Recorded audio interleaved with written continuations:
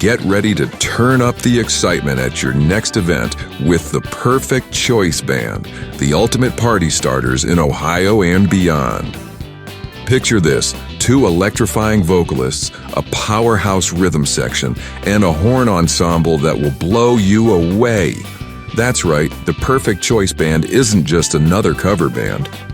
We're here to transport you to the heart of the party with unforgettable renditions of your favorite hits.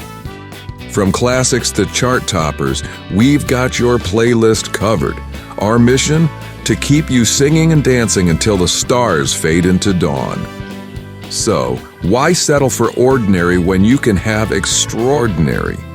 Call 440-346-5242 or visit us at perfectchoiceband.com to book the ultimate entertainment experience for your special day. The Perfect Choice Band, where every moment is music to your ears. Don't miss out. Book now and let's make memories together. Dream Theater, and you're listening to or watching the podcast Talking Into Infinity with JT and Brian. Enjoy this. These guys are extremely informative. I love their dialogue. I love their interpretation of the songs, who and what we are, what we were going after. They're very accurate in their interpretations and descriptions, and I just think this is a great show, and these guys are doing a stand-up stellar job. So once again, enjoy Talking Into Infinity with JT and Brian.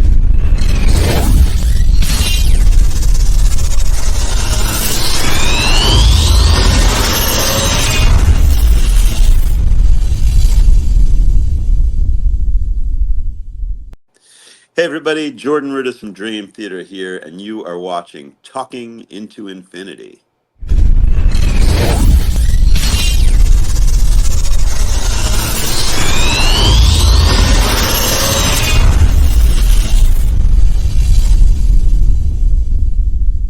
This is Jeff Scott Soto, and you are watching Talking Into Infinity.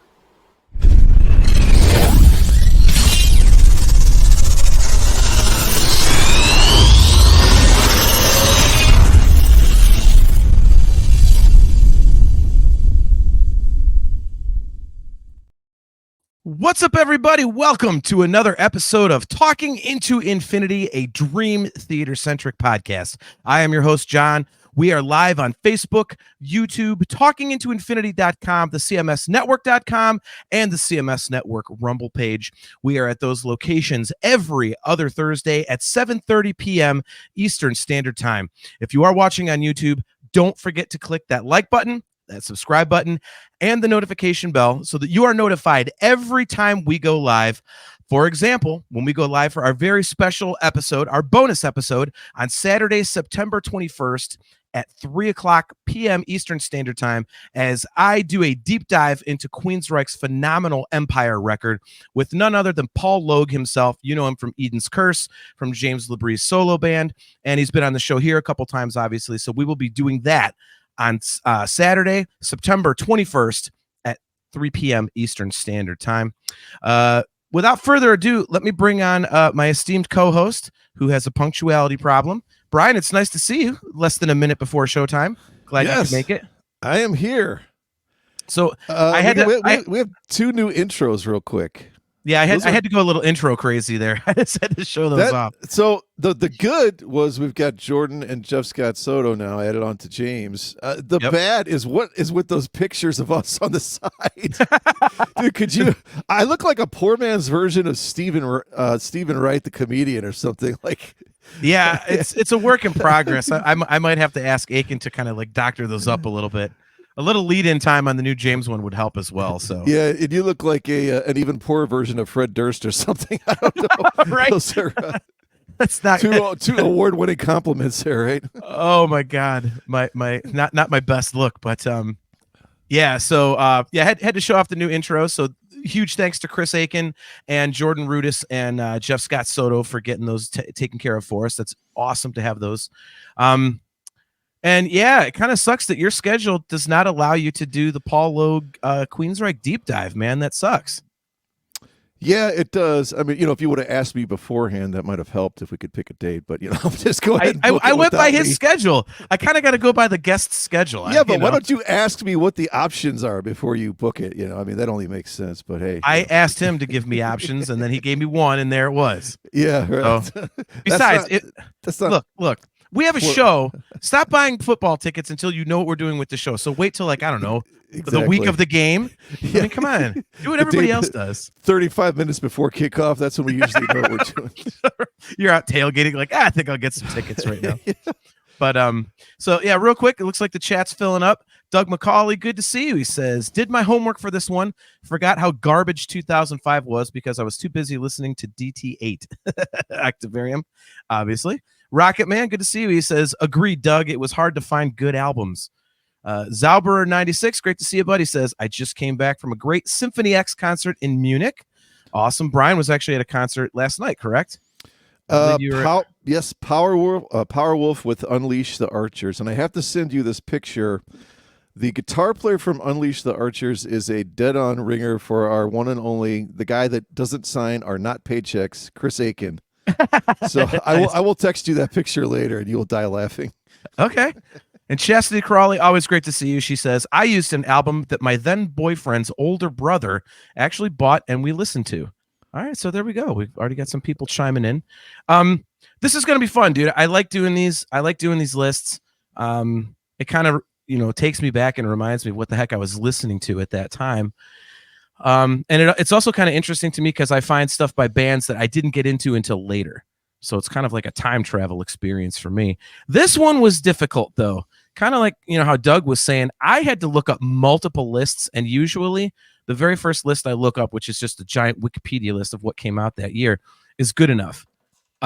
This was not the case for 2005. So that was not, not easy. And I know you said you had a hard time. I wonder if our special guest hosts had a hard time as well. Let's bring them on right now. Of course, it's Bob and Bob from the Two Bobs cast, as we announced. Guys, thanks for coming on the show. What up? Thanks, guys. What's happening? What's going on? All right, so I'll pose the same question I just posed to Brian, so you guys can discuss real quick. Was it difficult finding 8 records from 2005 that you're like, I would definitely. Oh my God, yes. It was awful. No, it wasn't. Okay. Yeah, for me, I had a bunch, like 17, I think I found, but I don't know. Nice. Holy crap, 17. Yeah. That's like being 2003. I had a bunch and I was like, wow, I didn't think there would be that many. And yet there was, so that was kind of cool. I found enough, but just enough. Like just squeaked it in over the finish line. Yes, just squeaked it in. And I love the Stephen Wright and Fred Durst there. You got break stuff and you got broken watermelons in the first few rows there. So that's perfect. That was great. Well, that's Gallagher, but you're close. Or whoever. Gallagher, that's right. He's maybe he looks like Gallagher too. I don't know. Yeah. Stephen Wright. Stephen Wright. Didn't Stephen Wright have the afro? Yes. Yeah, a little bit of one, yeah. All right, so Brian, how difficult was choosing these records for you?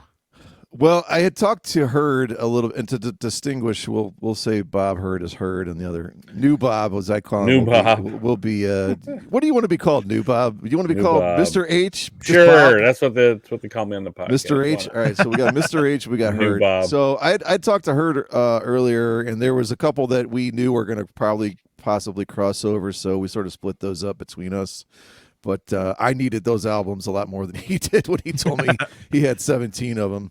So, yeah, I mean, there was bands in there that I love, but it's like, okay, I wasn't quite into them yet, so I really didn't want to count those albums, and they weren't even ones I necessarily, went back to after I discovered, Band X or whatever. Yeah. So it was a little bit rough. I mean, in looking in there is what I consider probably a lot of great things, but they were not going to fit my list. Yeah, I know. For me, like I said, I had to use several lists this time. And I'm glad that I did, because I did have enough for one list. And I was like, man, some of these, like, I like 3. I'm only picking it because I have to fill a list. Like, I like 3 or 4 songs on this record, but it's not like, holy shit, like I would have to buy this over something else. So when I started digging into other stuff, I'm really glad that I found more to look at, because then I found stuff I was like, oh God, like, yeah, put that on the list. So I actually was able to fill mine out. Do you search like rock and metal first and then move into other stuff, or how do you search? No, honestly, it's really, really simple. I just search Google search for albums released in whatever year. So just any genre. Yeah, and the first thing that pops up is a Wikipedia list, and it goes by like the month, and then it's got all the albums in that month and stuff like that. So usually that one's more than enough.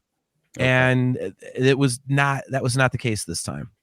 So, but I have a really good list. I'm very happy with my list. So I'm really glad I dug a little deeper. Me too. Ultimately, it was just harder than I thought it would be, I guess. Just a bad year, I suppose, for me. this year sucks for music. All right. So real quick, going around, obviously, Brian and I have done this, and I do not rank mine. I go in release date order, and I save my I do have a favorite, and I save that for last.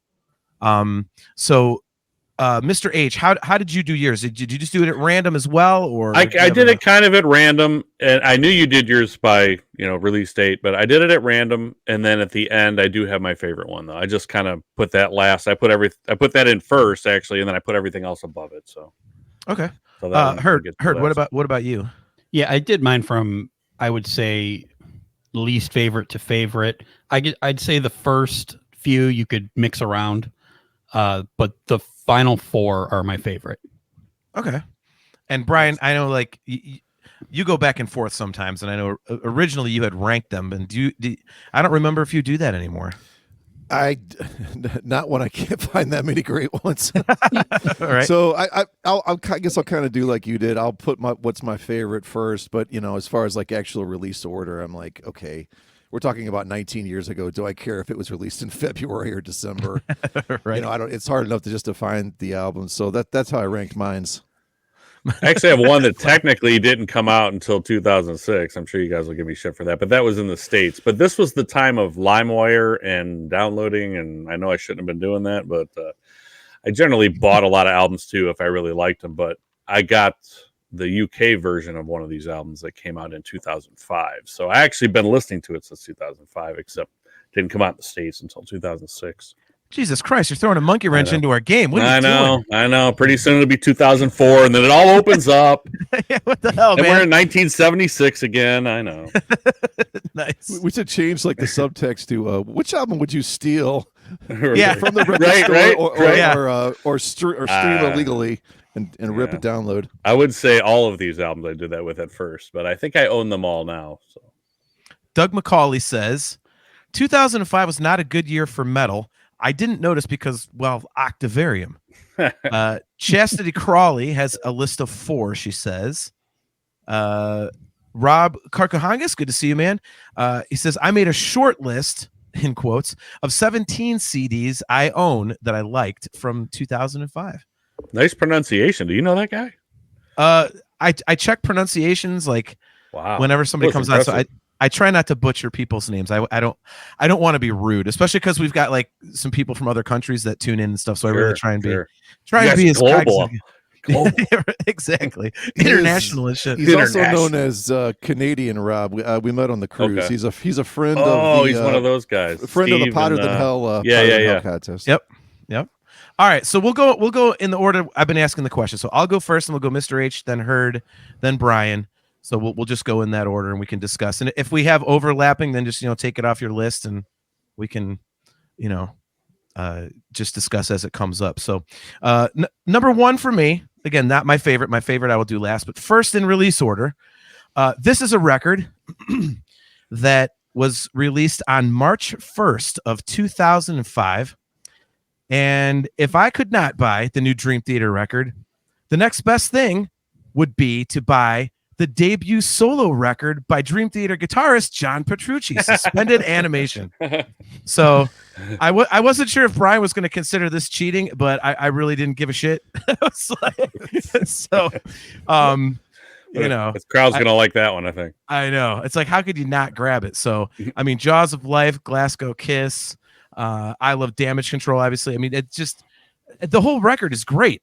I mean, both of his solo records are, I mean, it's kind of weird to say that a solo instrumental album would have kind of some crap tunes on it, but I think any of us who listen to those sorts of records, we know that there can be a damn lot of filler on those sorts of releases, and John Petrucci has absolutely none. So I'm not sure John Petrucci can write filler. I was just about to say that. That was going to be my next comment. Yeah. That's Doug McCauley. He says, ooh, I had that one too, but didn't see it on a list. Doug, that's exactly why I dug into it, because I didn't have that till I got like 3 lists in. I was like, oh shit. Yeah, here we go. So I love it. I think all of us Dream Theater fans can agree that it's an absolutely kick-ass record. The stuff was even better live when we saw that, obviously, a couple years ago. And for those of you who are bourbon drinkers, if you have already purchased or do purchase a bottle of John Petrucci's Rock the Barrel 2, he is doing a virtual tasting next Tuesday night at 8 p.m. So you can hang out with John Petrucci and talk some bourbon. And then at 9 o'clock, you can watch the presidential debate, because I'm sure that's what all of us are looking forward to. Right. Good thing you have the bourbon. I know. That's what you need the bourbon for. That's why he scheduled it for an hour before the debate. Exactly. Perfect call. Get us all lubed up for that trash. Anyway, so I've got suspended animation first on my list in terms of release order. Mr. H, what do you have first on your list? I have some people that I believe you know. Chimera. I have their self-titled album, August 9th, 2005. This is their 3rd album. Yep. It's a local band to Cleveland here that sort of made it nationally. They got real popular. I remember seeing them in the Sounds of the Underground in 2005. I think it was at Nautica with Lamb of God and Guar. I think Opeth was there too, heard. But it was this is a really good album. It's their 3rd album. I like the first 2 better, but in this year, this was definitely up there for me. I like Salvation, Comatose, Bloodlust. There's a lot of really good songs on here, and on this album, all their songs kind of sound similar, so you know what you're going to get right off the rip. So yeah. But this was recorded in Spider Studios. Is that in Strongsville? Because I know Lamarca's from Strongsville, and Ben Schigel, is he from Strongsville? I went to high school. Lamarca was a year or 2 older than me. Schigel was a year younger. The Strongsville High School? Yeah, Strongsville High School. Andals was Strongsville. And it is in Strongsville. It's actually I recorded 4 things there. Like did you Gatlin record there? Yeah, we did. Nice. So we did 4 different things there. Nice. And it was actually right down the street from where I grew up, which was really weird. It was kind of ironic being like walking distance to my childhood home when I was like recording in the studio. I'm familiar with that area, but we won't get into that and bore everybody. But I was kind of wondering where that is. But anyway, that's cool. I thought it was in Strongsville, and there's been quite a bit of good stuff's been recorded there too. That guy, he knows what he's doing. So anyway, this album sounds great, and that was my first album from 2005. If I couldn't get Octavarium, which I probably wouldn't have anyway. So, being honest. What the hell are you doing on the show? I know. Get off of there. Nice. So, real quick question. We'll get to Herd's first choice. Yeah. So, you actually prefer the first Chimera record over the self-titled, like the first over the third, huh? That was when I first got into them. I don't know that I prefer that album in particular over this one, but those 2 I listen to all the time, and this one kind of surprised me. This one kind of jumped up on me at the time, and I didn't even know it was out, and then I started listening. I'm like, oh my god, this is really good. So that Sounds of the Underground show, and I've seen them a bunch of times too. So I think they might have even been on one of those Music as a Weapon tours with Disturbed. I think they were on one of those too with Lacuna Coil and some other bands in it. They've always been great live. I haven't made it. I made it to a couple of those shows they do between Christmas and New Year's every year. Oh, Chimera Christmas, yeah. But I've been to a couple. It's the easiest name ever to remember, right? But I've been to a couple of those, but not all 10 of them or however many there was. So, but yeah, I've always been into them. So. Awesome, even for very cool. Marcus Reyes tuning in. He says, "Hello, everybody. My first live show with TII. Watching from work tonight, so I'll be in and out throughout the show. Well, good to see you, man. Thanks for tuning in. Appreciate the support, dude. Hopefully, you have a good time here. So, good to see you, man." Like Doug go ahead, Jim. Yeah. Oh, I was going to say Doug McCauley's got Striper, Reborn, for no reason, he says. Rocket Man has 20 by Robert Cray. All right, very cool. Well, there's a guy I didn't think I'd see in here. Yeah, I know, right? Right, yeah, me neither. Great blues player. Yep. All right, Herd. So what's number one on your list, or at least your first Yeah. lowest? So my first record, this is a band I got into right from the beginning. And when I first heard about it, I thought it was a joke. I thought there's no way this could be serious. Hollywood actor Jared Leto came up with a band, 30 Seconds to Mars, and their first record came out and it blew me away. It was incredible. I loved it. And again, I was in from the beginning. Probably nobody else in the world really likes that first album. My album for 2005 released August 30th, their second record, A Beautiful Lie. This was not quite as good as the first one, but ended up with what they did later on. This was about as good as they've done. The one after this, I know Brian likes a lot. This is War. But A Beautiful Lie, awesome record. It has the hits Attack. It has The Kill, which everybody knows for sure. Their probably biggest song they've ever done. From Yesterday also was a big song. Just a good, I'd say a rock record, not metal. They were a little heavier in the first record, and then moving on to the second, a little bit more melody, but they always use keyboards. I was actually really impressed. Jared Leto, being a Hollywood actor, I was pretty overall impressed with how good the quality of their music was. I don't like it anymore. Not my thing. They've just kind of evolved so far. Strange for me. A lot of more ballads, a lot more electronic stuff. This was more rock. So, yeah. So my first album, Beautiful Lie, 30 Seconds to Mars. Awesome. Rocket Man, he says 30 Seconds to Mars only has 2 good songs. No offense to our awesome guest hosts. So I'm actually not very familiar with them. Outside of Kings and Queens, I've had to sing that song a bunch of times. And I will agree with you. Like, I was kind of surprised that, Jared Leto actually put out good stuff. I was like, wow, okay. Usually the Hollywood actors in a band thing doesn't work out pretty good. But this, I'll give him a lot of credit, man. Like, it actually sounds good.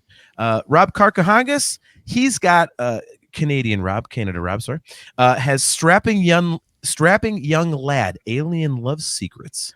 Saw that one in the list too. It's not bad. It's not one of my favorites, but I know that was a pretty popular one back then. Yeah, I like Doug McCauley's comment too. Is better at music than acting. I think I might agree with that. Yeah, that made me laugh. He's in the upcoming third Tron movie, which has me scared to death because I love Tron. Right. And I don't want his me too.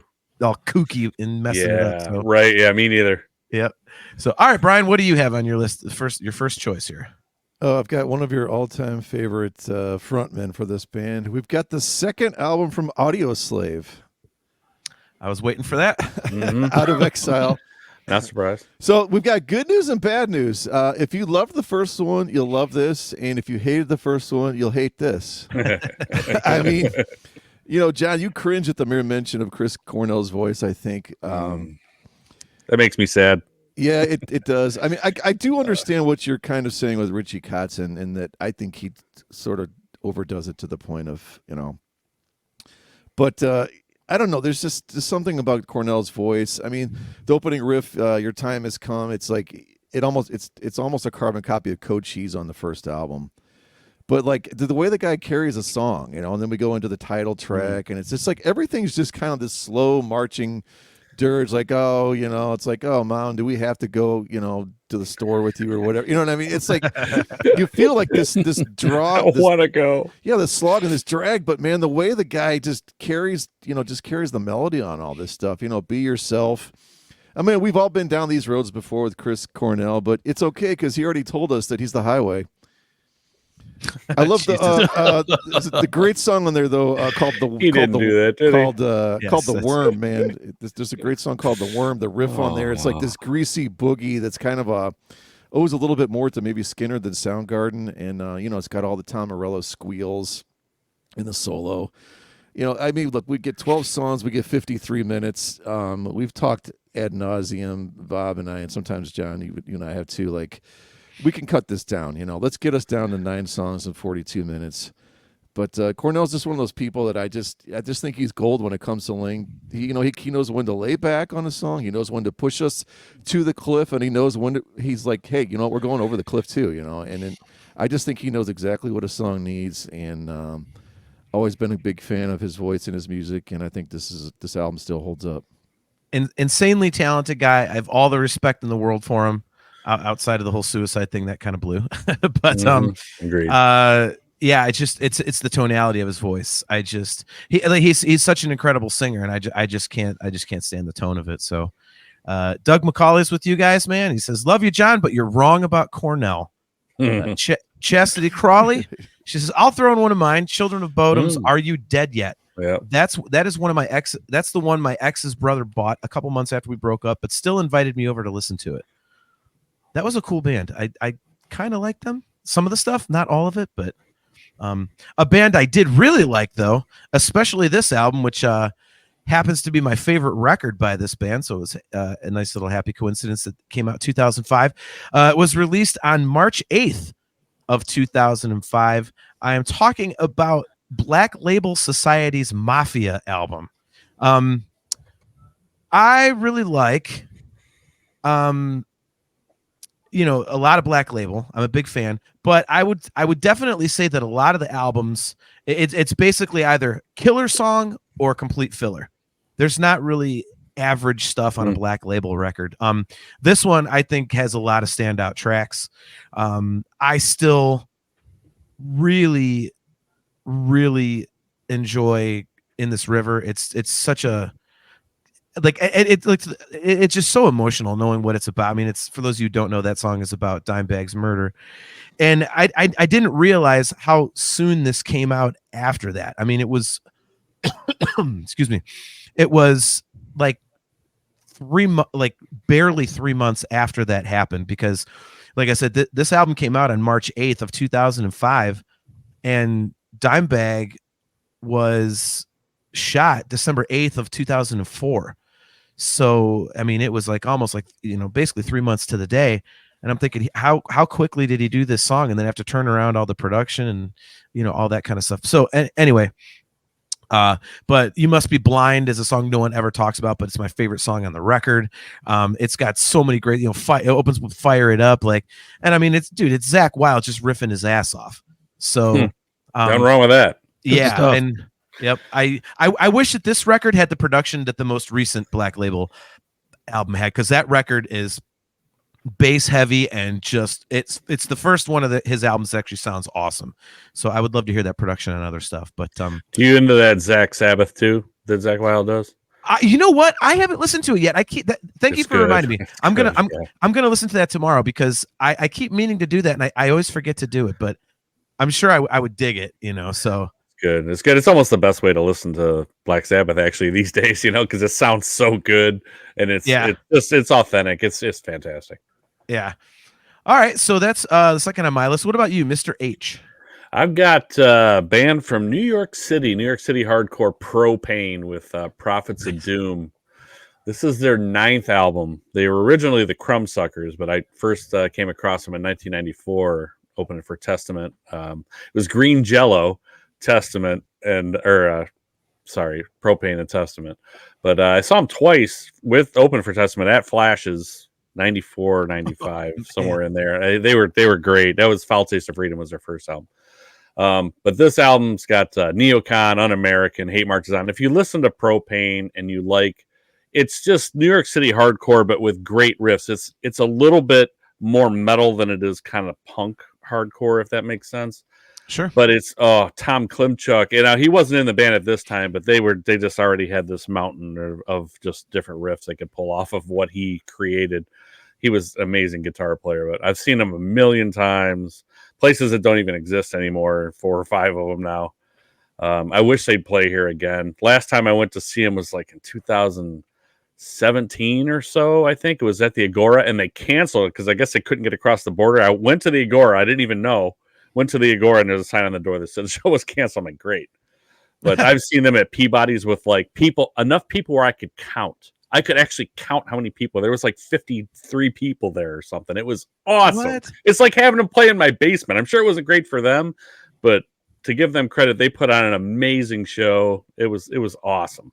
So I know it's probably right around this time, but they just don't play in the States much. They play festivals overseas. That's where their huge crowds are, and that's where they make their money. So wish they'd play here. But this is a great album. It's produced fantastic. If you like that sort of thing, if you've ever heard of them, does not disappoint. This came out June 14th, 2005. They also had a best of album 2 came out this year too, and it's got great songs on it too. If you can find any of these, a lot of them are out of print now. So, but these are ones I couldn't even download. I couldn't find them. Like I actually had to buy these. I had to order some from Europe. Like I couldn't even download this stuff. But it's a fantastic album. Sure. Rocket Man has Dirty Diamonds by Alice Cooper. So it's a solid pick. That's a solid pick. Doug McCauley going back to Black Label. He's talking about Zakk Wylde. He says, I can't think of anyone else to fill in for Dime. Chops and attitude. Yeah, I mean, since we're talking, obviously you're mentioning the Pantera thing. That's just so obvious. It's crazy. So totally agree there. Herd, what do you have next on your list? Well, if everybody out there hated my first pick, you're probably going to hate this one even more. I do get heavier as we go. Don't worry, everybody. But my second pick. Let me guess. Is it Steven Seagal with Songs from the Crystal Cave? You wish. No, it is not. Damn, I thought that was it. Instead, listed as a pop punk / emo band, which I disagree with. This is a rock record. This was released on May 3rd, 2005. Band's second record, Fall Out Boy, from Under the Cork Tree. Oh, there we go. This is a sweet rock record. The riffs are cool. This band, it just is pop and whatever as they try to be. Man, good songs. Just a good rock band, I feel like. Dance Dance, Sugar We're Going Down. Like, this was their first album where it was, super popular. Everybody was getting on board. Before this, nobody knew who they were. Then these songs came out and blew them up. And the titles of these songs on this record is so awesome. So our lawyer made us change the name of this song so we wouldn't get sued. I've got a dark alley and a bad idea that says you should shut your mouth. I slept with someone in Fall Out Boy, and all I got was this stupid song written about me. A little less 16 Candles and a little more Touch Me. Awesome record. Yep. I loved it right from the beginning. It's just so awesome. I come back to it all the time. I just finally saw them live. I was a little bit disappointed. They're not quite the same anymore, but this record was awesome. This is my second choice, Fall Out Boy. Eventually, their songs knew what you did in the dark. Somehow they figured it out. Not yet, though. Not yet, but eventually they figured it out. Smart guys. Yeah, smart songs. Chastity Crawley says, I think John has one that was released on May 3rd. Yeah, this one. So I heard already talked about it. So yeah, oddly enough, I actually really enjoy this album. I'm with you on the song titles. And it, like you said, it's catchy. Yep. And I think it's a little more raw. Obviously, they got a lot produced as time goes on. Still catchy though. Yeah, I mean So I couldn't explain it anymore any more clearly. Chastity says, nope, a different one. I only have one May 3rd record on my list, Chastity. So this would be it. So Rocket Man says, Heard, you've gained my respect, sir. That Fall Out Boy album is a good one. Yeah. Doug McCauley says, Bob number 2, I'm getting an emo vibe. Not that there's anything wrong. Do you, man? Just wait. I'm all over the place. Just wait. There you go. Maybe all like 2 more records. Just wait. Right. All right, Brian, what do you have next on your list? It was 8:03, September 2024. I was sitting there and Heard was no longer. He will now be known as Fallout Bob. Not Fallout Heard. Fallout Bob. That's where I was. I'll never forget where I was when that happened. It's no longer Heard. There you go. I think this made our 2003 list. If I'm not, we've got Dragon Force again. All right. Yeah. Inhuman Rampage. Look. When I was writing this, I was trying to remember what I wrote last time, and it's Dragon Force. I mean, it's like what are we gonna say? You're gonna get the same thing from this band every time. It's like a blistering journey through the worlds of fantasy. I mean, let's look at your song titles. It starts out Through the Fire and the Flames, Storming the Burning Fields, Operation Ground and Pound, or as it's more commonly known, A Sleepover at John Drake's House. I mean, we know exactly what these songs are going to sound like before they even start. Oh my god, That's way better than Gallagher Oh my god, or that's awesome. Stephen Wright for that matter. No, but I mean, you guys talking about good titles, stuff. like you know exactly what they're going to sound like. Cry for Eternity, The Flame of Youth. We finally get to the very last song, and it's a ballad. It's like the only time I think we're even. Well, it's definitely the only time we get under 180 beats per minute. I think, and this time we actually get down, like 90 or something. We get a little bit of synth pianos and stuff. But man, just a great band that delivers. And I think this was the album that they had the Guitar Hero song on it, wasn't it? Was it Through the Fire and the Flames? Yes, yep. That's the so one. that like catapulted them. I mean, I guess there's a world where we don't have Dragon Force, but I don't want to live there, guys. I don't either. It's one of those bands that I've just never gotten into. Like, I don't dislike them. Yeah, not a big fan. I never like. I don't dislike them, but I don't go out of my way to search it out, which is weird because I love. It's basically almost like from what I've heard, it's almost like, a faster, heavier kind of like Racer X in a way, like from like the first Racer X record when they were just total like speed metal, but the polished up. I've actually seen them 3 times, and not one time did I ever go see them. So yeah. Look at Rocket Man. He says, "I miss Dragon Force. Crap." See, this is why I had to go through multiple lists, man. I had the same thing, and when I dug into more lists, I was like, "Oh shit, I missed that one." So one I did not miss, and I can quite confidently say that I am going to win the prize tonight for a record that none of you even looked twice at, or 3 or 4 times at, and is also the mellowest record on anybody's list. This is actually a guilty pleasure band for me. I think they kind of fall under the Black Label Society thing of either really good songs or total filler. But this record, to me, like Mafia, has a lot of really good songs that I really, really like. And it was released on March 22nd of 2005, and it is a self-titled album by the band Lifehouse. So, yeah, it's I almost never talk about the fact that I like a lot of these guys' songs. Probably a good call. Hey, look, man, look. I mean, it's dude. Well, the way that first not of all, Firehouse, right? Lifehouse, right? No, I like houses. Firehouse too, man. Okay, Yeah. okay, I do too, but Lifehouse, no, not so much. But well, so I mean, whatever that first song was, that hanging by a moment here with you. That one, like, that was a catchy tune. So whatever.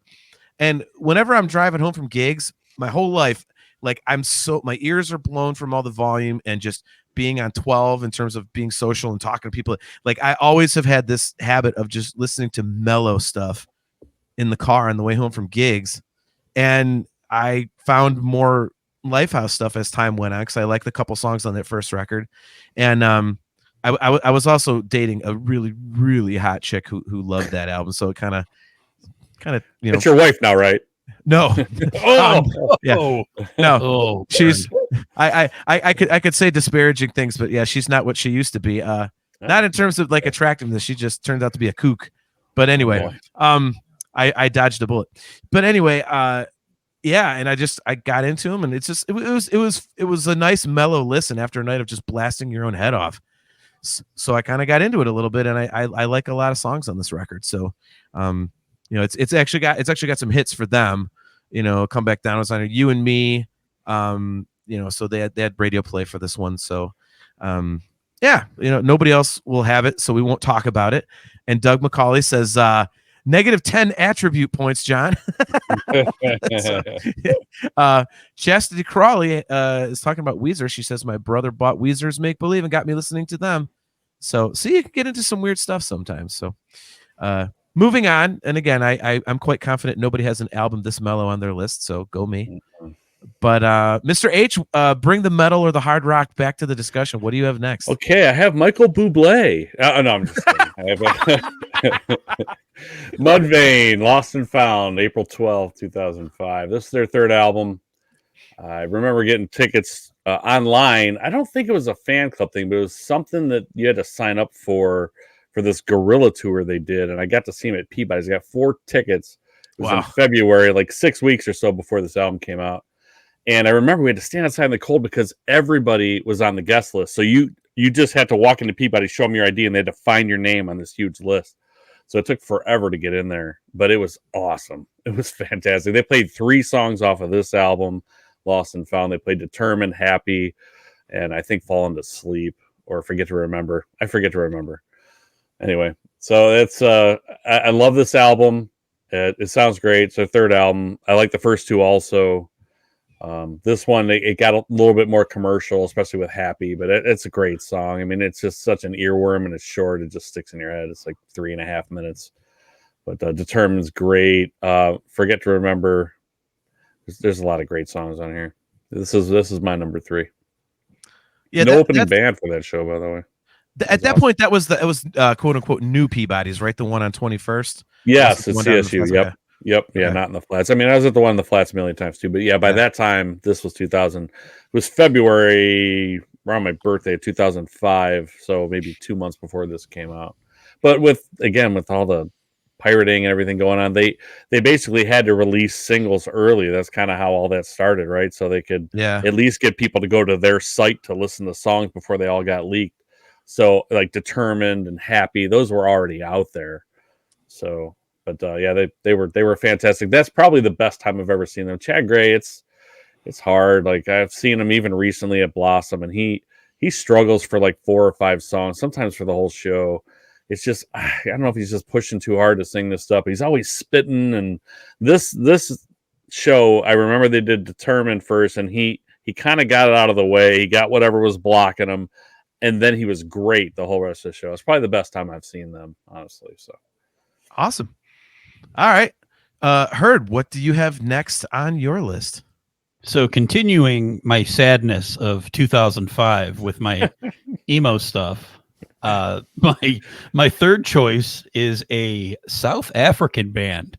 This is their 3rd studio album, and I think they're best. This is the band Seether in the album Karma and Effect. That's a good one. That almost made my list. Yeah. These guys just write catchy rock songs. Yeah, he's depressed. Yeah, he's upset. He was with the Evanescence chick. It didn't work out, and his life is over. And I don't blame him. She's pretty awesome. So, so it sucks for him. Great album, I think. This one has Remedy, The Gift, Truth, some ones that they don't play all that often on the radio, Because of Me, Worlds Fall Away. Great songs. It's really a great album. Like I said, you'll be sad listening to it. The guy's not happy at all, but just see their solid band. They're just, everything they do is at least decent, and I like it. They're still good live. I just seen them Sonic Temple recently, so good band. That was my third choice, Karma and Effect. Do you get a Kurt Cobain kind of vibe from him? A little bit, yeah. I think he sounds a little bit like him, and his kind of subject matter is kind of sad like that too. You know, it reminds me a lot of Kurt Cobain for whatever reason. I just wonder if I was the only one. The fact they did that cover of Veruca Salt Seether, that's like one of the coolest things Veruca ever. Salt. It's so heavy the way they did it too. It sounds awesome on it. I loved that song anyway. I just thought it was a fun song. And then when I heard like, wait, Seether's doing a cover of Seether, like how perfect is that? Yeah. It's Inception. It's a dream and a dream and a dream. Right. And that's where they got the name from. They fully admit that. So I mean, that's oh great. really? I didn't even know that. Yeah. All right, so we have a new chat comment from Gabe Little. He says, "What is this about? I just found it on my recommended after looking at an old Ozzy Osbourne performance." So this is a podcast called Talking Into Infinity, Gabe, and it's about Dream Theater usually, and sometimes we do off shows, and this is one of them. And basically what we're doing right now is picking records we would purchase in 2005 if we weren't allowed to purchase the Dream Theater record that came out in 2005. So that's what you've stumbled into. So we've got over 80 back episodes. If you want to look up what we've talked about before, you can check it out there. So thanks for tuning in for a second. All right, Brian. So what do you have next on your list? This is what we call in show business a callback. Chastity Crowley mentioned Weezer Make Believe. That was her, right? Mm-hmm. Yeah. Mm-hmm. Yeah, you know, nobody's ever accused Rivers Cuomo of not putting out enough albums. Okay, now just take a guess. How many albums has this band put out since? I'm talking since 2019. How many albums? Just take a guess. 2019. Make a guess. 3 since 2019. Yeah, just 7. Guess. 8. 7. Jeez. 8. We don't even make fun of John's hair 8 times in a podcast. Speaking of which, can you pull off that hat? What's going on with it now? The world wants to know. I almost cut it off last night. I got a glimpse of it earlier before the podcast. Wait, we're talking about your hair, right? Oh my god. It's glorious. It's still there. Dude, look. I'm growing it out and it's just gonna be what it is. Okay. It's just definitely what it is. I don't know what it is though. That's the problem. You old bastard! Shut up. All right, so back to can't do more than a buzz cut. Back to 2005. Back when you might have had hair. Yeah. So we open with Beverly Hills. Now, John, you've played this in cover bands before too, right? Oh God, yes. Yeah. So this is always one of those songs that, and you can relate to this. Like, hey, it's super easy to learn, right? But when you go to play it live, it never sounds good. I don't care who it is. There's a certain like swagger to this song. There's a certain attitude that like only they can like really pull off and make it sound good. And in my estimation, yeah, it's just a cool laid back groove about it. And it's what he does best, make fun of stuff, right? Yep. But Perfect Situation was another big hit off of here. I love that it's got that cool fuzzy intro guitar solo. And there's a cool kind of sloshy cymbals and hi-hat that goes on. You get a nice piano in the verses. So I love the way that they're able to break up the instruments. And a song on there called This Is Such a Pity. It sort of twists around the riff on Greg Kinn's breakup song, who's R.I.P. Greg Kinn. Yeah, R.I.P. It's almost like you shove this song into a time machine. It's going to come out in 1983. And one of my favorite Weezer songs of all time, We Are All on Drugs, is on here. It's that heavier side, and again, it's what they do best. It's like they sort of relentlessly beat a topic to death while making fun of it, But, going back to Weezer, all these albums they put out, other than 2009's Ratitude, and they did that, I don't know if you ever heard, John, that Van Weezer. It was kind of a nod to, like, 80s metal they did. I have, yes.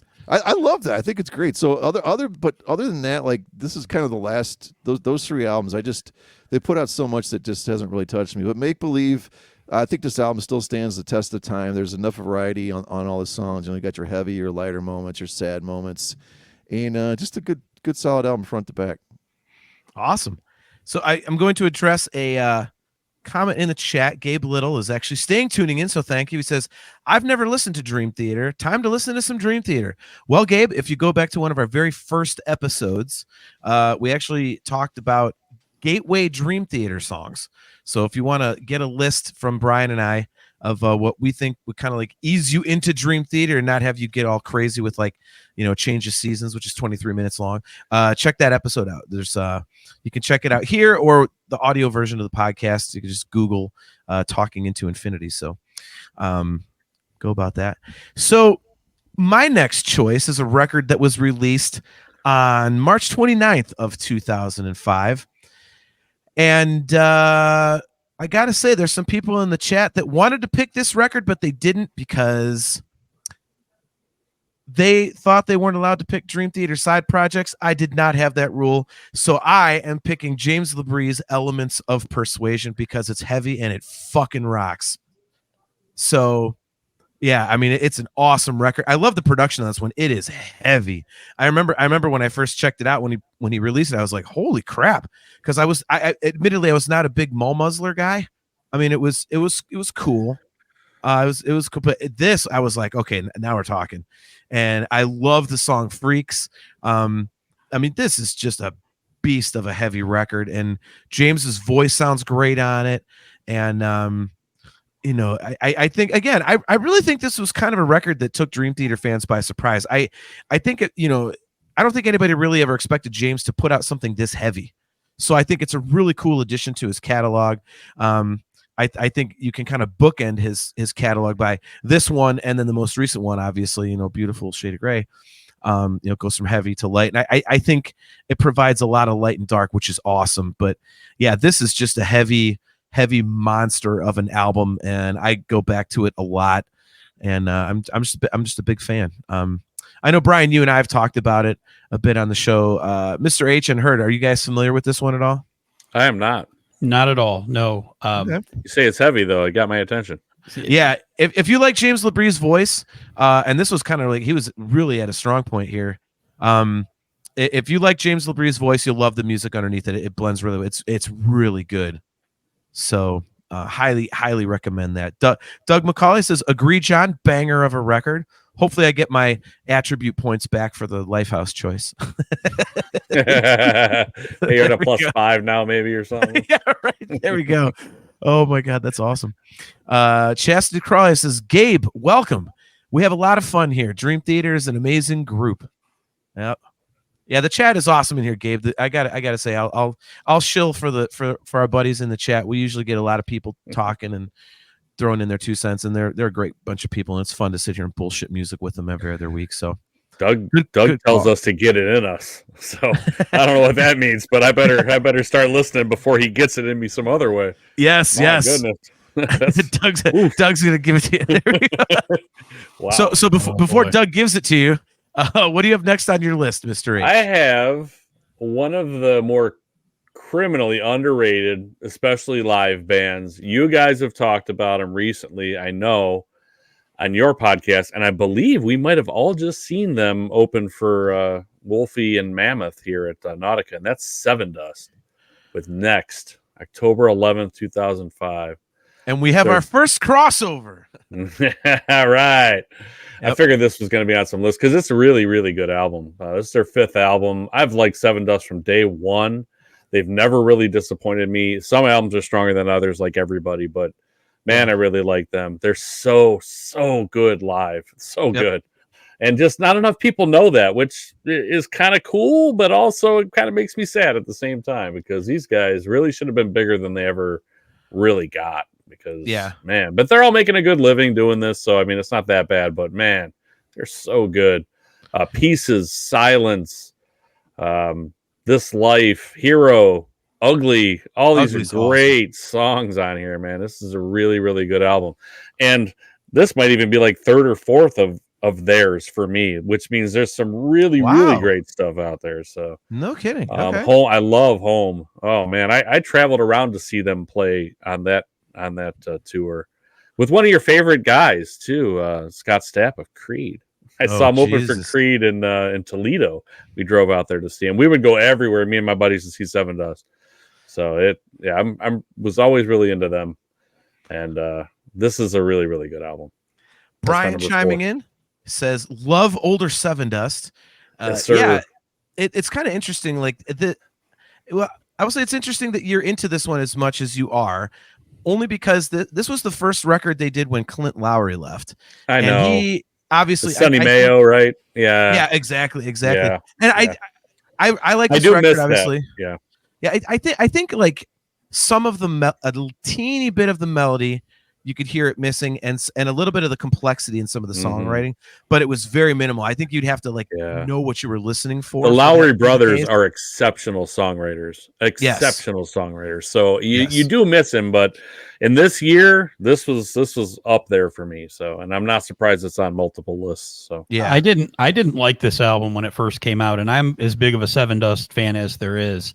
Yeah. This one had to grow on me over many years. Did it? Yeah, so I didn't really start loving this album until they actually played a lot of it live recently the last couple times, and it just sounds awesome. Killer live. It's heavy. It's one of their heavier albums. It's awesome. Well, I mean, that's what I know. I think you can kind of say that about all of the Sonny Mayo records, really, if you get into it. I mean, but I think that was more his writing style. I mean, he came out of Snot and stuff like that. And, but yeah, amazing. Yeah, I agree with everything you said about Seven Dust. I think there's so many like quote unquote new metal bands around this time that got so much bigger, and I do not understand why. Yep. I mean, if they would have gotten pushed, Creed. Oh God, don't get me started. I know. I've heard the story. Don't get me started. I know.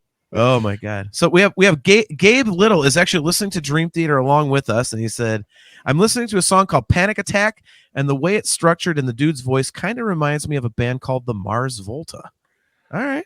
Okay. Get out of my head, Doug. Nice.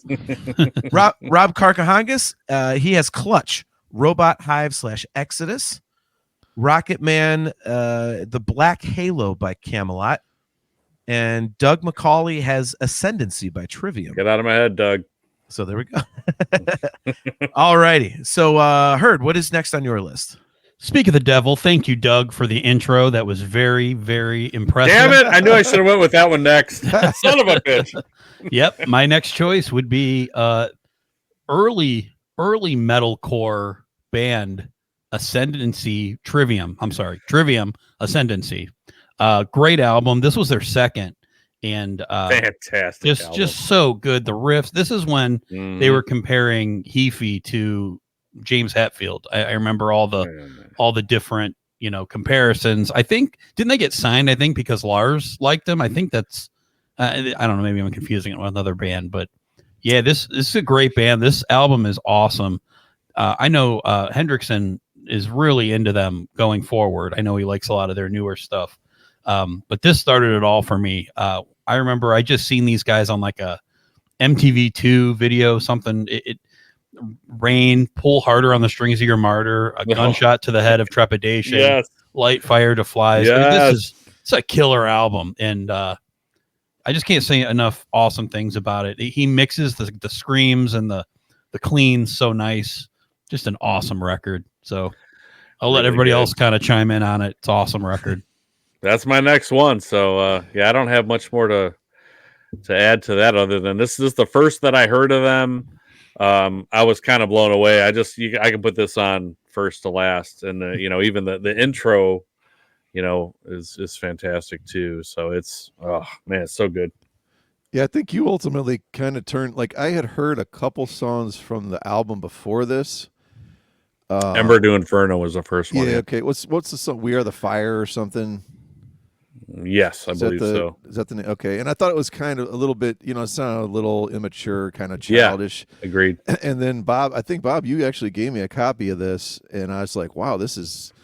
And then it, since that time they'd had a bunch of other albums come out, but I started checking those out more and more, and I swear that was one of the best shows we ever went to. Was it Seven Dust and Trivium? No, it was Trivium and Avatar. And Avatar. Okay, I get those confused. But yeah, I was at that one too. Yeah, that was a great show. House of Blues. Yeah, House of Blues. But man, Trivium just about tore the roof off that place. I mean, going on after Avatar is not something. Not a desirable. I don't recommend anyone trying to do that. No. And after we saw that, I was almost a little bit worried. But then when they came out there and they just owned that whole crowd, man. I mean. Yeah, I saw In Flames open for them at House of Blues, also open for Trivium, and Trivium headlined, and it was ridiculous. They're so good. Yeah, great talented band. Oh man, look at this, Gabe. One of the things that we do on here, Gabe, is like we will let you voice opinions, but we do honestly review your opinion. And I hate to do this to you, but you're about to get crucified for this one, buddy. He says, the only thing I've heard of Trivium is their cover of Master of Puppets, and I must say it was a lot better than the original. Okay. I've never heard it. Yeah, I've never heard it either. It's excellent. It's not bad. Yeah, it's not bad. If you as not covers Metallica though. Yeah, it's. I mean, it's really really good, but it is not. Yeah, it's just not. So, all right. So moving on. Was that Brian's next one too? Yeah, Brian's Trivium. Yeah. No, I did not have Trivium. Oh, okay. I'm surprised. So I was just chiming in on. Yeah, well, I knew Bob was taking that, so. So what do you have next? I have Rebirth by Jennifer Lopez. This fantastic, Jenny. Send in the block. But this isn't your J-Lo on the block. I've got two words for you. Well. Slay Queen. Okay. Girl went out, set up a big old thirst trap. Hendo got caught sticking his head in there, and it is just some amazing. Okay, no, that's a lot to see in there. Well, I'm off the hook for my Lifehouse choice. Yeah, yeah, right. Life. What? You know what? I'm gonna go with one that the only person that may have this is Mr. H. So we'll see. I've got Exodus Shovel-Headed Kill Machine. Oh, I almost put that on my list. Yeah, me too, but I do. Oh, man, talk about, you have those times when you're like, okay, you're just expecting something to suck and you're so annoyed with it that you don't even want to give it a shot, like doing a podcast with Drake. Yes. Man. And yet you went brutal. Your idea. I know, it was my idea. No, I was so bummed when Zetro left Exodus because I thought he was one of the most unique thrash voices and just no one ever sounded like him. But man, I could not have been more wrong. I mean, Rob Dukes, this his time in this band, he fit perfectly. It's 10 songs, 52 minutes, just bashing your brains in. It's just thrash 101. It's Gary Holt, the mastermind, writing all the arrangements, writing all the riffs. It starts with Raise. It's got some of those great Exodus Gang vocal chants. It's a cool. The next song, Death Amphetamines. The bass starts with this one now. It's a really cool groove going on it. It's one of those where it starts slowly. You can just feel the mosh pit starting to swell. Like when you look down at the balcony at the Agora House of Blues or something. And that slow groove, and it just goes into full mayhem. I mean, forget 2005. Some of this stuff sounds like it's from 1985, like Shudder to Think, like just the way these riffs are. There is one song on there, though. It's called Altered Boy, and I don't know if anyone knows the history of this song. It's nope. Beyond disturbing to the point that Spotify won't even put the lyrics up on this one. Altered Boy, you could just kind of imagine it's literally the horrific subject matter, but the riff, the riff is so damn good, it like hits you in the gut like a sledgehammer. I mean, but yeah, the lyrics are very disturbing. Now Thy Death Die, it's another one of those, it's like Exodus earworm riffs. The second you hear it, you know absolutely that it's Gary Holt, it's his guitar tone, it's his, syncopated chopping up and down, kind of picking style, with some great harmonics, just bouncing around the fretboard the way he does, and, plays off of the drum and snare, or the bass and snare drum, and just, man, I mean, I think this is, sonically, this is probably up there for probably one of their top 2 actually sounding albums. Just a great thrash record. Wow, I'm looking at the lyrics for Altered Boy right now. Yeah. All right. Yeah, you don't want to. Well, let's go through this. Let's dig it. Oh, here we go. Let's do a deep dive. Do a deep dive. Oh boy. Yeah, that's pretty heinous, dude. Yeah, that's. I feel like I really feel like you can't go wrong with an Exodus record. I think they're kind of like, I would put Seven Dust in this category. I would say that it's kind of a band, one of those band I think of as like a pizza band, meaning even if it's bad, it's good. So like even their average stuff, it's like, yeah, that's pretty damn good. Yep. So all right, so Gabe is jumping off. He said, it's currently 1:30 a.m. for me, so I should probably be off. Enjoyed listening to you guys. We'll make sure to tune in the future. And, of course, listen to more Dream Theater. Please do, Gabe. Please do. And hopefully we see you again, man. Thanks for tuning in. Appreciate you. Listen to the Two Bobs cast. Yes. So you guys need to jump in and do your own plugs, man. Yeah. Well, it's the plugs there constantly, right? It's always that's true. I'm not one to talk. I'm awful at like self promotion, so I always forget that stuff. Was this the first time that we literally had somebody on that has not listened to Dream Theater? I think so. Yeah. Yeah. Well, that's very cool. Yeah. We should change like the hashtags and stuff in the YouTube. You mean besides me? Yeah, exactly. Mr. H like, who the hell's Dream Theater? Dream what?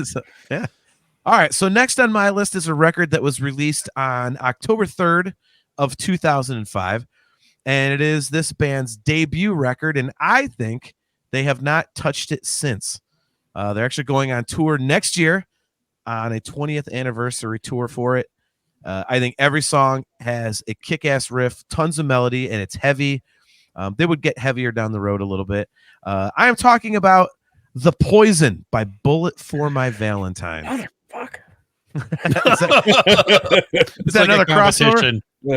Yep, that's another one. Yeah, that's the one I was talking about. Yeah, it came out. Yeah, that's the one I was talking about. There we go. The UK version came out in October. You're using the European release then, right? Exactly. Yeah, because that's the one I stole. There you go. Okay. So Brian's giving you guys some love. He says, Two Bob's Cast is great. Check it out. It definitely is. So thank you, man. Completely Appreciate agree. it very much. Completely agree with that. Do you guys know who that is? Yes. Oh, okay, good. Do you? No, I don't. Is this like self-aggregation? Like I don't know how this works. This is so like No. Don't bring your own fans on our show, guys. Should I at least doing? change What are you your doing? name before you put a comment in there? There you go. So all right, yeah. So I mean, Mr. H, we can since you have it on there, we'll dig into it together. Like, yeah, I just think that this is just, man. When I first heard this, I was like, what the hell? Yeah. And So good. yeah. I mean, it's just at least one kick-ass riff in every song, if not multiple. Yeah. Like I say, tons of melody to it. I was, I'm not a fan of very many bands that are strictly like scream vocals, and Yeah. I think this has that perfect blend of the melodic with the Yes. scream vocals. So Reminds I me a like lot the of bands Kill that- Switch Engage. Like I got into Kill Switch Yeah. like early 2000s, and then this was right up my alley. When this came out, I'm like, whoa, who's this now? So yeah, it was really good. And there's like 4 songs they still play live off of this album Yeah, too. So yeah. I mean, it's the fantastic. one after was pretty good. Scream, Aim, Fire. I mean, Yeah. that was every Yeah. song was basically thrash. Yeah. Which I thought was cool. But yeah, this one just it really holds up. Like I go back to this one frequently, so I'm a really big fan of this. If there's a show coming to Cleveland next year, I'll probably go see that just to catch this record in its entirety. And yeah, I did not know that was happening. I will be at that one as well. yeah, they kind of teased it like a month or two ago, and then they confirmed it recently. Nice. So Nice. What's your favorites on this one? That's a difficult question. There's a lot. Yeah, it's one of those records where I'm bad with this with a lot of albums. I like to be completely honest with you, but I like all of them, and I'm bad with remembering the song titles. But let me look up the track listing here because I know there's a couple that I just. The intro has apocalyptic in it, which I don't know how you even do that on a debut album where people don't even know who you are. Like, how do you? I don't know. Maybe apocalyptic was just starting then too. I'm not sure, but even the intro. Yeah. But well, 4 words to choke upon. Tears don't fall. Tears don't fall. I was gonna say, yeah. Great. All these things I hate revolve around me. They play these songs all still live. Sundering Under Words of Sorrow is a great song. Cries in Vain is like the 11th song in here. That's a great song too. Yep. So much good stuff on here. Even the last one. I mean, yeah. The end. I mean, it's got such a creepy vibe to it. Yeah. Like, I mean, holy shit, man. Like you said, Hit the Floor is awesome. I mean, there's just. Every song's got something to love in there. So yeah, I mean, it's hard for me to pick a favorite per se because I'm just going through like, I listened to it again today. I was like, God, this is good. So this is one of those records you can just get all the way through. So when is the so they're coming here? When and where? No, I said if yet. they're it's not announced. They just said that they're doing a 20th anniversary thing for it. So they didn't say who they're touring with yet, did they? They probably won't do that until. I thought I saw something where Trivium was celebrating a 20th anniversary, and they might do it together. I had read that. I thought I saw a Blabbermouth article that kind of mentioned something like that. That would be awesome. It sure would. They're going to play Ascendancy all the way through, and I think that's what I think. Poison? Yeah. Oh man, yeah, I remember reading that too. It was like that was 4 or 5 months ago. Okay, well, I will see you there, wherever that is. Right, My exactly. goodness. Yep. So that's the last 2 albums on my list. Oh, wait, are we on me yet? We are on you. All right. So those are the last 2 albums for me too. Trivium Ascendancy was 5 and Bullet for My Valentine 6, so I won't cover those. Number 7 for me is what I'm up to now, though. That is a rap album from half of Linkin Park, Mike Shinoda, called Fort Minor. That's the name of the group. The Rising Tide was the name of the album. It's the only album they ever put out. It's just something he was working on for a long time. Obviously, he's the rapper in Linkin Park. And this all to me sounds like Mike Shinoda, Linkin Park. Like if you took Mr. Hahn, writing his stuff and you put it with Mike Shinoda and he just raps, but there's just no Chester. That's what this is. Like there's other rappers on here. Common's on here, which before I never ever heard of Common. John Legend's on here. So he's got some people. Even Mr. Hahn is on here. So he's got some people on here because people know who he is at this point. But it's one of those hooky things. The first time I heard it, this came out in November of 2005. I remember the first time I heard Remember the Name, it was during the Big East tournament on ESPN. I'm watching a Big East basketball tournament like end of February. And I'm like, what is this? Like, I think I know that voice. I think that's Mike Shinoda. And I'm like, what is this? So I had to go look for it. And then I've listened to it a million times. I was listening to it before the podcast even started today. It's so good. Probably the best song here is called In Stereo, but it's really good. I'm kind of a dork in a way too. Like if you're going to put like percentages or something like in a song, they better all add up. So that annoys me if they don't. I do that with movies too often too, where I have to stop myself from doing that or it'll ruin the movie. But Like when he says 10% luck, 20% skill, 15% concentrated power of will, 5% pleasure, and 50% pain, and 100% reason to remember the name.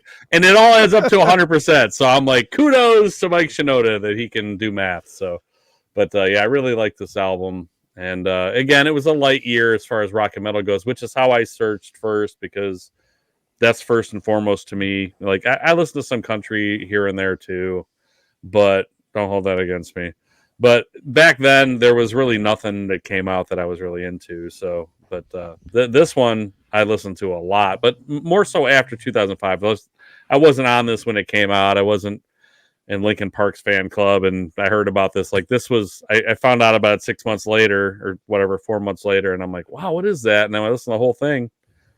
I like it. So I like some of that gangster rap. I like Dr. Dre. I have a lot of respect for Dr. Dre and Eminem and those guys. So this kind of fits with that, only it's Linkin Park. So I liked both. So that's what I got. Cool. All right. Herd, what do you have next on your list? Yes, I have 4 left. I guess I've been lucky that I've not had anybody cross over before I said it. Number 4 for me is the 3rd studio album by American progressive rock band Coheed and Cambria. This one is like the titles to the Fall Out Boy records. Yeah. Good Apollo, I'm Burning Star 4, Volume 1, From Fear Through the Eyes of Madness. Awesome album. This was kind of my first, I don't know, when you hear Welcome Home, I think was probably their biggest popular song. This was on that album. I loved it, and I picked up the album, and I've kind of liked everything they've done ever since then. So great band. I can see where you might be out on Claudio's voice. It's very high pitched. At first I thought it was a woman.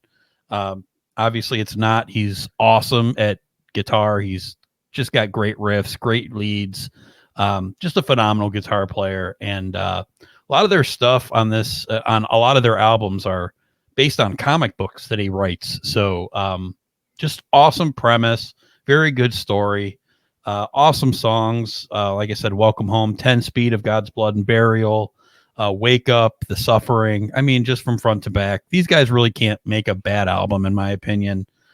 Just very, if you like guitar work, this is just ideal. It's awesome. So that's my 4th, Coheed and Cambria. Well, Doug McCauley says, nice Bob too. Very cool album. Rocket Man, this is hell yeah, I heard. That's my number 2 spot. Welcome Home is such a great song. So there we go. Yeah, I'm actually not very familiar with Coheed and Cambria, but of all ironies, the woman that I mentioned that I was dating earlier when I talked about Lifehouse, she actually, when I reconnected with her years later, and she wanted a date, and it was kind of, I was like, yeah, I don't that's know. when you found out. Yeah. And you're like, oh. That's exactly what happened. She was way into Coheed and Cambria, like, I mean, just like super fanatic. And so I heard some gotten into them. Cool. Yeah, it didn't really grab me either, but either. It's one of those things where I could totally see why people love it. So Heard, I mean, you know, where you're coming from, like liking all their stuff, like I could see why. So fair. I mean, interesting take here. Doug McCauley says Rush, yes, or Millennials. Yeah, I can see that. But I love Rush. I don't really like Coheed, but that's a good one. Yeah, interesting. It's good comparison. I agree. That's a great line. Doug's on fire today. Doug is a knowledgeable member of our chat. No kidding. Yes, he is. Look at this. Apparently, who's this? Some streetwalkers tuning in. Whoa! Yeah, wow. Sorry, Jill. I could have just been nice. So Jillian Clark Hendrickson, that last name sounds familiar. So sorry, joined late. Love seeing 4 of my favorite people on one podcast. Look at that. Hi, Jill. Red bag chicken. Red bag chicken. I'm shocked that it's not a 3 in there instead of a 4. Yeah, I'm out. Yeah, right. John's not that bad. Come on. No, it would be me, the one that would be left out. Well, she's tuned into the perfect time, Brian, because you are up with the next choice on your list. Up. I am up. Okay. You guys made a reference to this band. I think it was Mr. H. I'm going to pull a little bit of a Drake here. I'm going with the live DVD/CD release. This is Kill Switch Engage, Set the World Ablaze. Yeah. All right, good. I have one of those on my list. I was hoping you weren't going to take it. You have one every time, I think. Well, it's legitimate. It's a No, release. no, hey, it's totally fine. It's cool. So I had I don't want to tell this entire story here because there's a possible podcast I may be on in the future, and we are going to go through every Killswitch album. We are. We certainly are. Hi Bob. Yes, I think it'll be on your show. Hi, Brian. Two Bobs. Yes. Two Bobs. Two Bobs and two- a Brian. Yes, The two Bobs and a Brian. So anyway, yeah, but I remember first talking to Herd, and I told him that I had bought When Daylight Dies, and I just absolutely loved it. Bought it on a total whim. Didn't know anything about the band. So my first exposure to really being able to see what the band was about was finding this whole show, blasted all over YouTube at that point. And man, I tell you what, man, what a live show these guys put on. Bob, what have we seen them 3 times together? Yeah. So we've seen them 3 times, every single time, never disappoint. I don't know how any band could ever go on after them. It's just one of those bands that I don't know. It's like there's a couple bands like that Sabaton maybe I can think of, and we talked about Avatar earlier, but they did have Trivium. But yeah, I mean, this is one of their, because it's an early DVD. It has the first 3 albums, so you basically get all of the big hits off of Live or Just Breathing, and stuff from the End of Heartache, which I did not even know existed at the time. I just fell in love with this Howard Jones guy and his voice, and then I'm like, wait, there's this whole album before this I didn't even know about. But yeah, I mean, they're just firing on all cylinders. It's all the big hits. They still play most of these today, or some of them. Bid Farewell, Rose of Sharon, Fixation on the Darkness, and End of Heartache, My Last Serenade, etc. The list goes on and on. But yeah, just an awesome, incredible live performance and a great live band. And I don't know, it's one of those bands that there's people I just keep trying to get on the train of this band, and I gave up with Drake because he's not Van Halen or Dream Theater. There's still other people I know that absolutely love this kind of music, that if I could just get them to listen to the clean parts when they come in, and just how great and powerful, and it's just a great live band. And Howard Jones does a great job on the Jesse Leach stuff too. I mean, it's really, because it sounds like Howard Jones, but he's doing this other material, but it makes it kind of fresh, like it was from, As Daylight Dies. It was, man, that guy can really sing for sure.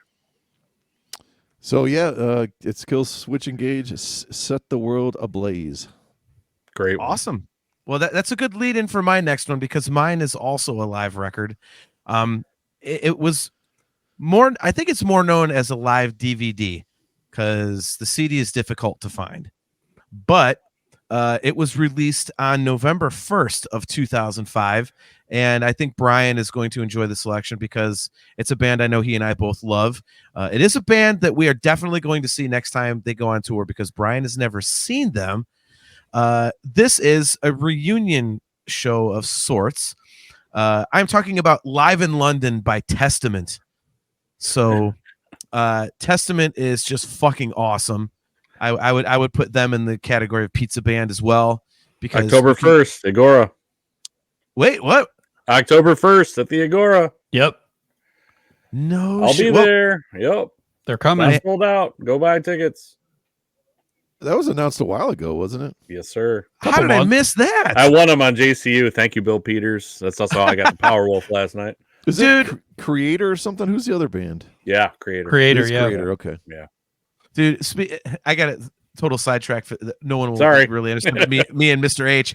Dude, Bill Peters is one of the nicest guys you will ever meet in your entire life. Bill Peters, dude. We were on Metal so many times back in the day. That guy just, I'm sure I heard you on promoted the hell out of my band. He's such a sweet guy, but so I'll have to look up those Testament tickets. I don't know how the hell that got past me, but Live in London by Testament. It is an excellent record. It's actually the original lineup for half the show. They have John Tempesta on the first half of the show, and then they get Louis Clemente in there for the second half. But I mean, it's all the classic stuff. Obviously, all the stuff off the New Order and the Legacy and the Ritual and Practice What You Preach and all that kind of stuff. So, but they do have a couple odd choices. There's Let Go of My World. They never really played, like Raging Waters is in there. Sins of Omission. But of course, there's obviously the Preacher, the New Order, Trial by Fire, Into the Pit, all that kind of stuff. Says the Omission is a deep cut off of Practice What You Preach, though. Yeah, that's I what don't I'm saying. play that one very often. Yeah, they've Love they've definitely got some deep cuts on here, but man, it's awesome, and it's a great show. And Testament is another band. If you have not seen them live, holy Christ, do they bring it, man? Oh Yes, my they God, do. Chuck Billy is an absolute monster. He is legend. Did you tell some story about you were taking a piss next to him or something? And some giant dude with all his hair, and you're like, what the hell? Yeah, we were opening for Testament at Ron's Crossroads in Akron, and I was in the bathroom. Like, that's a blast from the past too. Yeah, saw Propane there. I mentioned earlier at Ron's Crossroads. That's not been around in a long time. That was such a weird little bar, man. It was. It was fun. Yeah. And and I was we had loaded our stuff up, and I went in to take a piss, and all of a sudden this like absolute like giant of a dude walks in and hits the urinal next to me. He's like, "What's up, man?" I'm like, "Holy fuck, it's Chuck Billy." Like, and I didn't know what I knew what he looked like, but I couldn't tell in pictures that he was like, he is big, man. Like he's like, if you're familiar with Harry Potter, that guy's like fucking Hagrid. Right. So, oh my God, that's awesome. Look at Rocket Man. He's about to get banned from the chat for even suggesting this. John's number one is Hypnotized by System of a Down, his favorite band. That band sucks ass. Fuck that band. They are fucking terrible. I am with you on that one, sir. Seconded. Hate that band.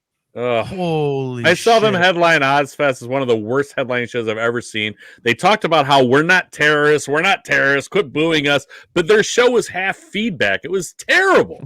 They were awful live, and I never liked them anyway, so I wasn't there to see them, but I don't like them. They're terrorists. They terrorize my ears. Yes, that's right. I saw these albums on the list, Hypnotize and Mesmerize. I'm like, no thank you. This is there we go. Bottom 10. See, Brian's on my side. System sucks ass. Yes. Yes. Fuck that band. Brian who? Identify yourself. That's Brian Sabin. That's one of the guy's best friends. Hey, I do want to say there's a couple over Nick here in the chat we're missing. So we've got Doug McCauley with Drake's favorite band, Avenged Sevenfold, City of Evil. Yeah, yes. I saw that one on the list too. We've got Rob Karakangas with King's X, Ogre Tones. And somebody was a Bruce Dickinson one in here, wasn't there? Yes, I forget which one it was. Bruce, Tyranny of Souls. I remember saying that. Somebody said the Kill Switch opened for Maiden or something. I wish I would have saw that. Yeah, this newer tour they're on, I think they are. Huh. The one where they're coming in November? They're going to have Kill Switch on that one? That's the Who. And not the Who that you're thinking of. Yeah, no, I know the Mongols. Yeah, opened for them. I guess they opened for them over in Australia. So Cale never gets Dream Theater, but at least he got Iron Maiden, so I'm happy for him. There you go. Yeah. All right. So, Mr. H, what do you have? I've got one left on my list. So I only have one left too. So I'm going to take a minute here just to talk about that show last night. Oh my goodness, Powerwolf was I'm not even really that big a fan of Powerwolf, but I wasn't until last night, but I am now. I mean, that heavy metal mass that they put on, that they kept calling it. I tell you, if church was like that every Sunday, I'd be there every week. There's no doubt about it. It was an experience. I'm going to say they played 19 songs. They played for almost 2 hours. I mean, Unleash the Archers was really good too. They were so good that I was like, you know what? I need to go see these guys again. But then Powerwolf just kind of blew me away. Like, I know the songs kind of, but I'm not really that in. I don't know every word. I haven't heard a crowd sound that loud in forever, singing along with them and chanting. It was unbelievable. It was such a good show. I think the first 13 songs, so probably 2/3 of the set list, I cannot think of a single thing that they could do better to make that a better show. It was so good. My wife was there with me, and sometimes at these shows, she just sits and plays on her phone. Like, she actually watched most of Powerwolf, and she doesn't know any Powerwolf either. They were just that captivating. It was pretty sold out. It was jam-packed. It was hot as hell in there, and it was so good. I can't even describe how good it was. But the only weird thing is I didn't see a bass player up there. Anybody see a bass player? I don't know. It was a fantastic show. I got stuck here. Drake no, it's all good. I did not leave. Bye, John. Yeah, see you later. Bye bye. Yeah, no, Felt like they, you. Bye-bye now. Talking about Powerwolf, I'm out of here. But anyway, there it was a was, fantastic show. So there was no bass player, so those must have been tracked. And, Yeah. and nobody It else was had a very microphone. strange. There was no other microphone other than the singer. yeah. So that stuff was tracked, which I didn't honestly. It didn't Yeah. bother me because there's those huge chants and stuff on there that are so powerful that It actually does you bother need. me sometimes, but it did not yesterday at all. It was Right. such a good show. The imagery, the way Oh, that yeah. I don't know if you noticed those 3 panels in the back. Like Yep. I'm sure you noticed them, but they changed for every song. Yep. Oh, Like yeah. Dance of the Dead, they had werewolves dancing with these skeleton women, and they Yep. were like moving around. It was awesome. I was like, "What is this?" And these guys play for 80,000 people at Wacken, right? Yeah. They're playing for 1,500 people over here and playing for almost 2 hours. It was fantastic. So I cannot say enough of good things about Powerwolf. I will never miss them coming here ever again. I'm sorry that I wasn't into them earlier, but my buddy Rob has been trying to get me into them for years. He's like, I don't understand why you don't like them. I'm like, I don't know. And I listen to them, I'm like, yeah, I don't know. But now after seeing them, like I'm just hooked forever. I love when that happens. I mean, being older, I've been to hundreds, probably thousands of shows, really, and like to have a band hook you in live like that is it's unstoppable. But I tried to get Hurt into him. I failed. yeah, and I tried Not to even invite him enough too for for me. free, and he's like, yeah, if I was even into him at all, I would at least go. But he's like, I just don't like him, so I'm like, all right, so. Oh, so good. What did you think of that one, Brian? I mean, this is a bucket list one for you, right? It was. They had never been here. Yeah, great show. Unfortunately, I was not feeling the greatest. We went to Winking it Lizard sucks. earlier, and I don't know what I. Well, I do know what I ate, but I don't know what was in it exactly. I don't know what they spiked my food with. Yeah, so I was like, I didn't even drink it all, which is like insane. Well, I can't afford to drink at the Agora. You know, it's like $14. No, for a beer. no, you can't. I bring my own. Don't tell them. So we were kind of probably going to leave a little bit early anyway, just because we're old guys, and I had to drop my buddy off back in Independence, and we both had to, actually have to work again now. Yeah, And, me too. So, Yeah. so we were going to leave like probably 10:30, but we ended up leaving like 10 minutes before that. It was fine, which was fine because we still got, like you said, 15 songs, I think. Right. So you left right before the encore, something like that. Yeah, probably right before the encore. Yeah. And, so that's 16 songs. They played 3 more, and they only played till like 10:45. But yep. Yeah, it's weird that you say that because usually for shows like that I'm not that familiar with the band, like I'll look at the set list and I'll kind of be like, all right, well, when there's a couple more songs left, depending on what they are, I'll leave right when they leave for the main, before the encores, unless there's songs I have to see. But I was so entertained that I didn't want to leave. I did not want to miss a song, even though I don't really know these songs. Like, it was just that good to me. It was, I don't know. I can't say enough about it. It was great. We got to get this plug in for you guys. Doug McCauley, where do I pick up the Two Bobs cast? Well, it's on all streaming platforms, no? Yeah. Yeah. Spotify and iTunes now, but we're going to be adding YouTube just like this one. We're going to be adding video in about 2 weeks, so you'll be able to find us there too. Awesome. Well, what I think they're also looking for is the last album. My last album. All right. Yeah. All right. My last album on my list. Yeah, these guys, I've been a huge fan of them for a long time. There it is. There we go, Kale. It's Disturbed. 10,000 Fists. We did a podcast on these guys. I believe it was our 7th podcast. We do A to Z. So, we start with A. We picked AC/DC. We went to Black Sabbath. So we did Chevelle for C. We do sometimes 2 per letter, sometimes 1 per letter, but we try to alternate more classic rock bands and newer bands. So when we got to D, we did Disturbed. This is my second favorite album by them. After The Sickness. The Sickness I just couldn't get enough of. But this is my second favorite album. I like every song. When Bob and I were talking about this one, I had mentioned that I thought it was too long. That I thought like 14 songs is too many. Like they should have got rid of probably 2 of these. But I could not figure out which 2 I wanted to get rid of because I like them all. So it's just that great an album to me. This is my number 1 for this year, and it's not even close. So the Genesis cover Land of Confusion is amazing. These guys somehow pick these cover songs. John. I know, John, but somehow what I'm going to say is these guys pick these cover songs that just fit them. It almost sounds like they wrote it. whether you like the song or not. Like it's just them's fighting words, man. like I shout, really? I knew a Cleveland band that Oh, played that my song. I goodness. can't remember their name. Yeah, well, I didn't I'm a little know that, biased, so. but yeah. All right, yeah. fair enough. And maybe your Biosphere, version, that's who it was. maybe your version's better. Maybe Mushroom Head did it. I don't know. Maybe your version's better. I don't know if Gatlin did it, but anyway. Guilty. DFI and Stricken are two of my favorite Disturbed songs. Those are both on this album. I like every song. I can't pick two to take off of, even if I wanted to shorten it. So I've seen these guys a million times. Nice. This is their third album, and it's great. Does anybody else have this one, or is it just me? I do not. Because of you. Okay. I wanted you to have your moment. All right. Well, there you go. Disturbed is weird for me. Like, if you like them, you're gonna like almost all their stuff because it doesn't really change that much. Honestly, yeah, so. which is good, Yeah. and I tend to appreciate bands that do that. But if you don't, you're not gonna like them.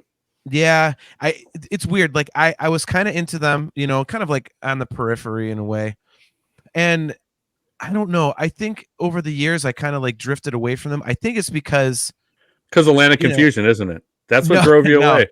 No, I mean I have to be. I didn't like the Worlds of Madness, or he put in that dumb Madness lyric, and I don't like the chorus. I just don't like what they did to it. Okay, and, yeah. Like I one of my favorite parts of that song, see that. the original, is like one of my '80s favorites of all time. Me too.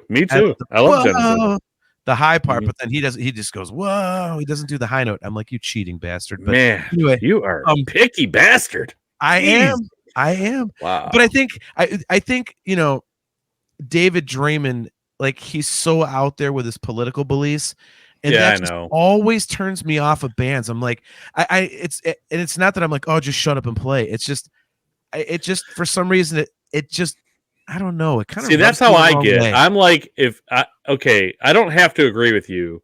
Like, and I've been well known in saying this on our podcast too. I'm not that much of a lyrical meaning guy. Like, it doesn't mean as much to me. Like, I love Rage Against the Machine. I can't relate to anything that they're talking about. Yeah. You know what I mean? But you know what I'm saying? But it fits with the music. His vocals, like the delivery, it all fits, and I love it. Okay. So it's kind of like that with these guys too. The thing I don't like is when they stand there and they want to tell me what I should believe or how I should feel or all this other bullshit. That's when I'm like, just play the songs, because I'm not here for that. I can go to a political rally if I want to hear that. I don't need to hear that here. I'm here to hear your music because that's what I love. That's why I'm here. Yeah. So that does bother me. But Dave doesn't do a lot of that live. So he might say one little soliloquy or whatever. He'll talk for 2 minutes. But then that's it. It's not before every song, you know, it's not that bad to me. But yes, he's out there, and that's for sure. But there's a lot of frontmen that are out there, man. Yeah. Marcus Reyes agrees with me, by the way. He says, get rid of Land of Confusion cover. Like, see, the thing for me though, like when MTV was doing that Live at the Rock Hall series, the concert series. Yeah. I went with a buddy of mine who worked in local radio, and he's a writer and stuff. And he had gotten passes to go. So I went with him for the Disturbed show. And afterwards, like, we met the band, and we were sitting there bullshitting with David Draymond for a few minutes. Nicest guy.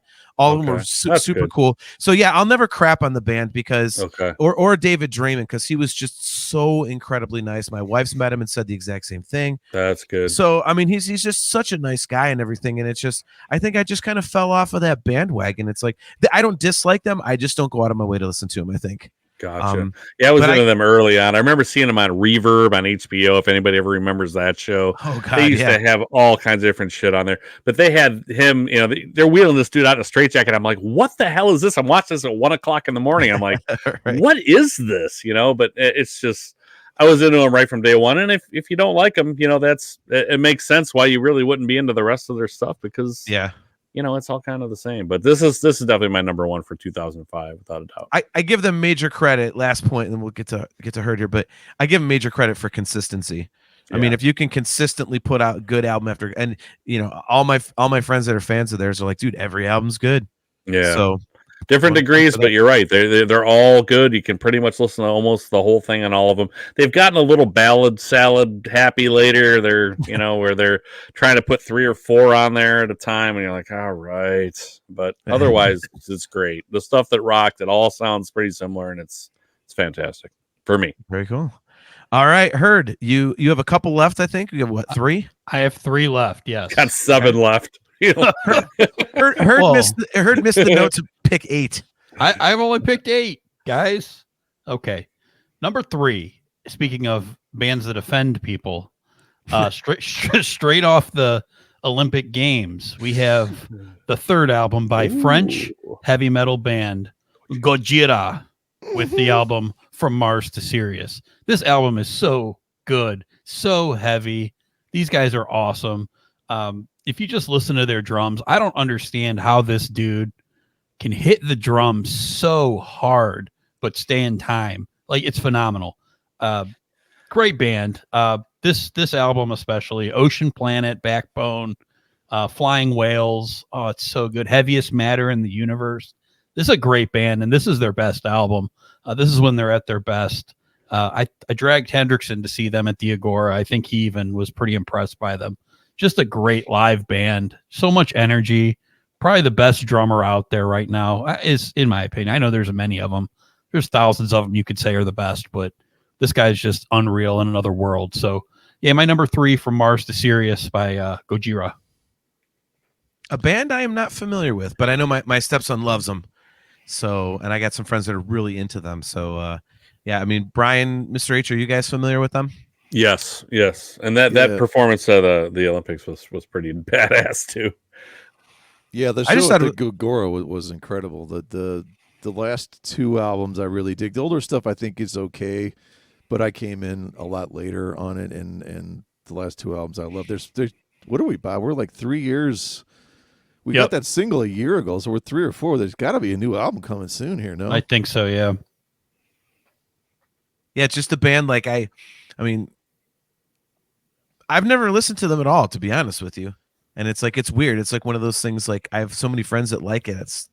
I just don't think to go to it. But I will say, to your point, Mr. H, like about the Olympics, like, I mean, first of all, it's just badass that they had a heavy metal band. Yeah. And it was right in the opening moments, wasn't it? Like, it was real early on. I was like, whoa, what? People were texting me like, yeah, check this out. I'm not even a fan of Gojira, really. So, but people are just like, hey, you got to check this out because they know I like metal. And I'm like, okay. And I'm like, wow, it was really good. Yeah. Yep. Doug McCauley is with you, Bob. He says, heavy dope, Bob. And Rob Karkuhangas, Canada Rob, says, great pick, Herd. That's my number 2. So speaking of number 2, let's get another pick from Brian. I knew that was coming. There we go. Hold on a second here. I lost the floating turd. I lost my list. Hang on a second. Oh, jeez.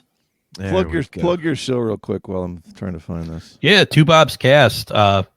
We're on social media. Check us out, Twitter, Facebook.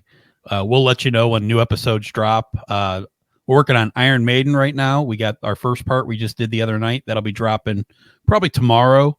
Then we'll do the second half of Iron Maiden next week. Definitely check it out. We're in the eyes.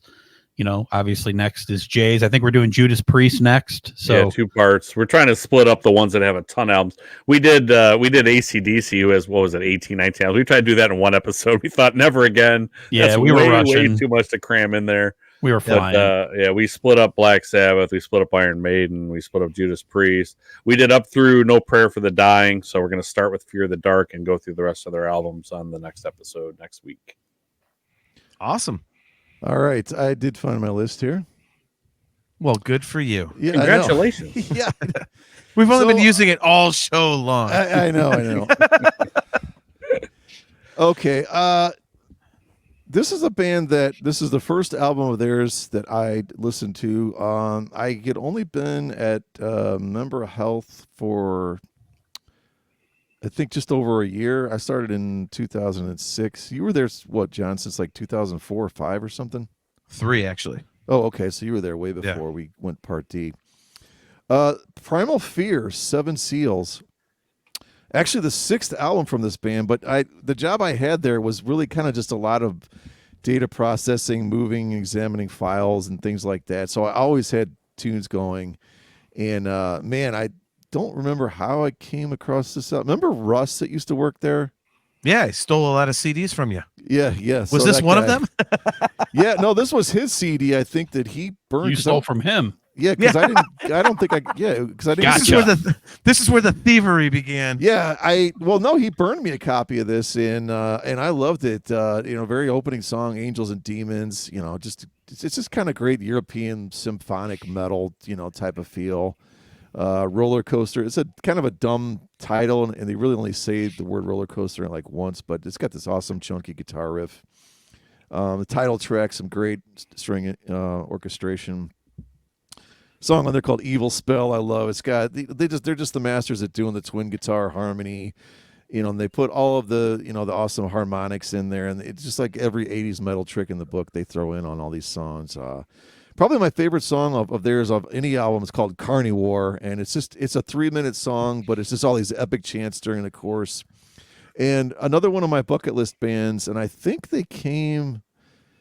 Well, they were supposed to come during COVID, I think, and they got canceled because of COVID. I can't remember how that all played out, but Primal Fear, a bucket list band, they kind of made up of the ashes of the band Gamma Ray. I think from what I've heard, all the Primal Fear stuff is a lot better than that. Most of the time they get to the point, 3.5, 4 minutes, it's a Halloween meets Scorpions, it's just a German, kind of symphonic metal, and it's just great. Yeah, that is another band I'm vaguely familiar with. I kind of dig it. It's weird because they're more that power metal type of style, and for me, like I like a lot of that, but I don't search it out. But I definitely like a lot of that stuff. I've heard a lot of Primal Fear. I think it's really, really good. So I'm not specifically familiar with this record, but definitely a band that if they come on, if I'm like listening to like a mix of stuff, I'm like, oh, cool. Yeah. So, that happens to me too with these guys. We talked about these bands before too, where you hear them and you're like, man, who's this? I like this. But you're like, Primal Fear again? Like it's like the 7th time this has happened to me. So it's one of those bands. Iced Earth we talked about. It's another one. It's just for whatever reason, I hear it and then I like it and then I got to go check it out and then I forget about it and then the cycle repeats. Like I don't know why it doesn't stick in there, but. Yeah, they're pretty good. This is a good place to start because this band has, I think, probably not close to 12, 13, 14 albums even. Yeah. But I would start with this one. The ones before it are decent, but this is when the production is really just ramped up. Doug McCauley says, you guys have no way of knowing this, but you're all on my big TV tonight. You're like giants to me. Oh my God. I'm not exactly small to begin with, so... Remember, the camera adds 60 pounds. So yeah, or more. Exactly. All right, so I've only got one left on my list. This is an album that was released on May 3rd of 2005. It's actually my brother's birthday. So that was kind of a happy birthday, John brother. Yes, he was. What the hell would he have been back then? 26, something like that. So yeah, so May 3rd of 2005. And let's change up the background here a little bit. Let's do what Mr. H did. It is, of course, the soundtrack to Star Wars Episode 3, Revenge of the Sith. Yes, Chastity, I played it off.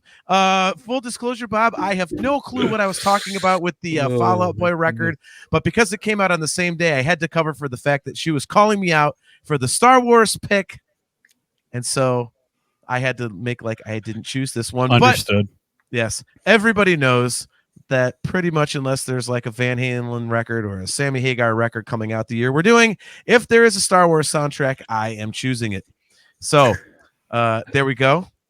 I'll take myself out of solo here. So it's Wabos, Circle, Montrose, any of that stuff comes out. There it is. There it is. But yeah, I mean, I won't talk too much about it because obviously I know you guys didn't have this, but everyone knows I'm a gigantic Star Wars nerd, and this is my favorite Star Wars movie, and it's actually it's the darkest of all the soundtracks. It's the most emotional of all the soundtracks.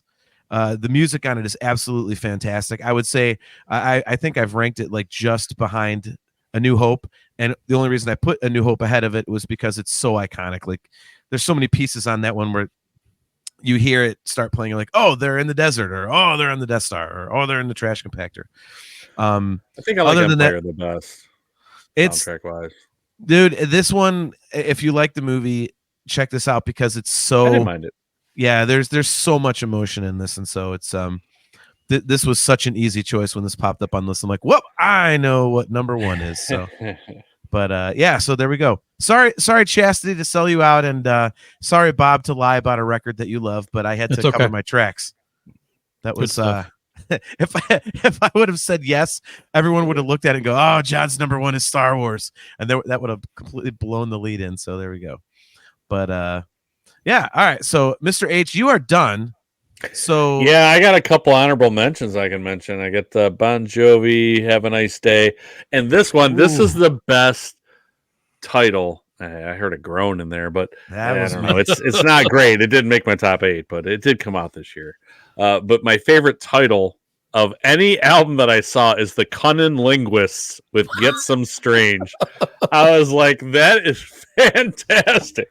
So I had to laugh. I had to put it on here. So I've never heard it, but the Cunning Linguists with Get Some Strange. I definitely found some weird ones when I was looking at them, like that weird. There. Yeah, I'll go through what Bob's talking about his next one. All right, because I know there's some that are just like, what the fudge, right? Like anyway, but that's it. I'm out. All right, Herd. What do you got next on this? You've got what, 2 more? You said, right? Yep, I got 2 left, and it was just 8. I just happened to pick them before you guys did. Anyway, my number 2, it was mentioned in the chat a little bit earlier. I love this band, one of my favorites, and they've gone a little bit strange lately, but I do like a lot of their stuff. This is the 3rd album of American heavy metal band Avenged Sevenfold with the album City of Evil.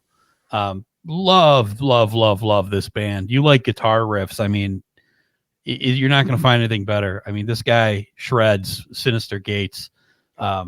Just great stuff. This was their album that put them on the map. I was actually into them before this. They were a little bit more metalcore with screamy vocals. Then Shadows had to have some kind of surgery, and he hasn't really done a lot of screaming since, a little bit, but this is a pure singing album. Again, a lot of people don't love his voice. I can understand that. And musically, there's not a more talented band. These guys are awesome. This one has Beast and the Harlot, Bat Country, Burn It Down, Seize the Day, Blinded in Chains. I just saw them at the Q or Rocket Mortgage. They played Blinded in Chains. It was so good. I love these guys. Just can't really say enough about them. Some of their albums are better than others. This is one of their best, if not the best. But number 2, City of Evil, Avenged Sevenfold. Yeah, I am not a fan of the voice, like you said. I'm one of those people. I get it. Musically, like I love the music part of it. I mean, the only album of theirs I was kind of like, seriously, dude, was when they released the Black Album, whatever they called the album that they did that was the Black Hail Album. to the King. Hail to the King. Yeah. Oh my God.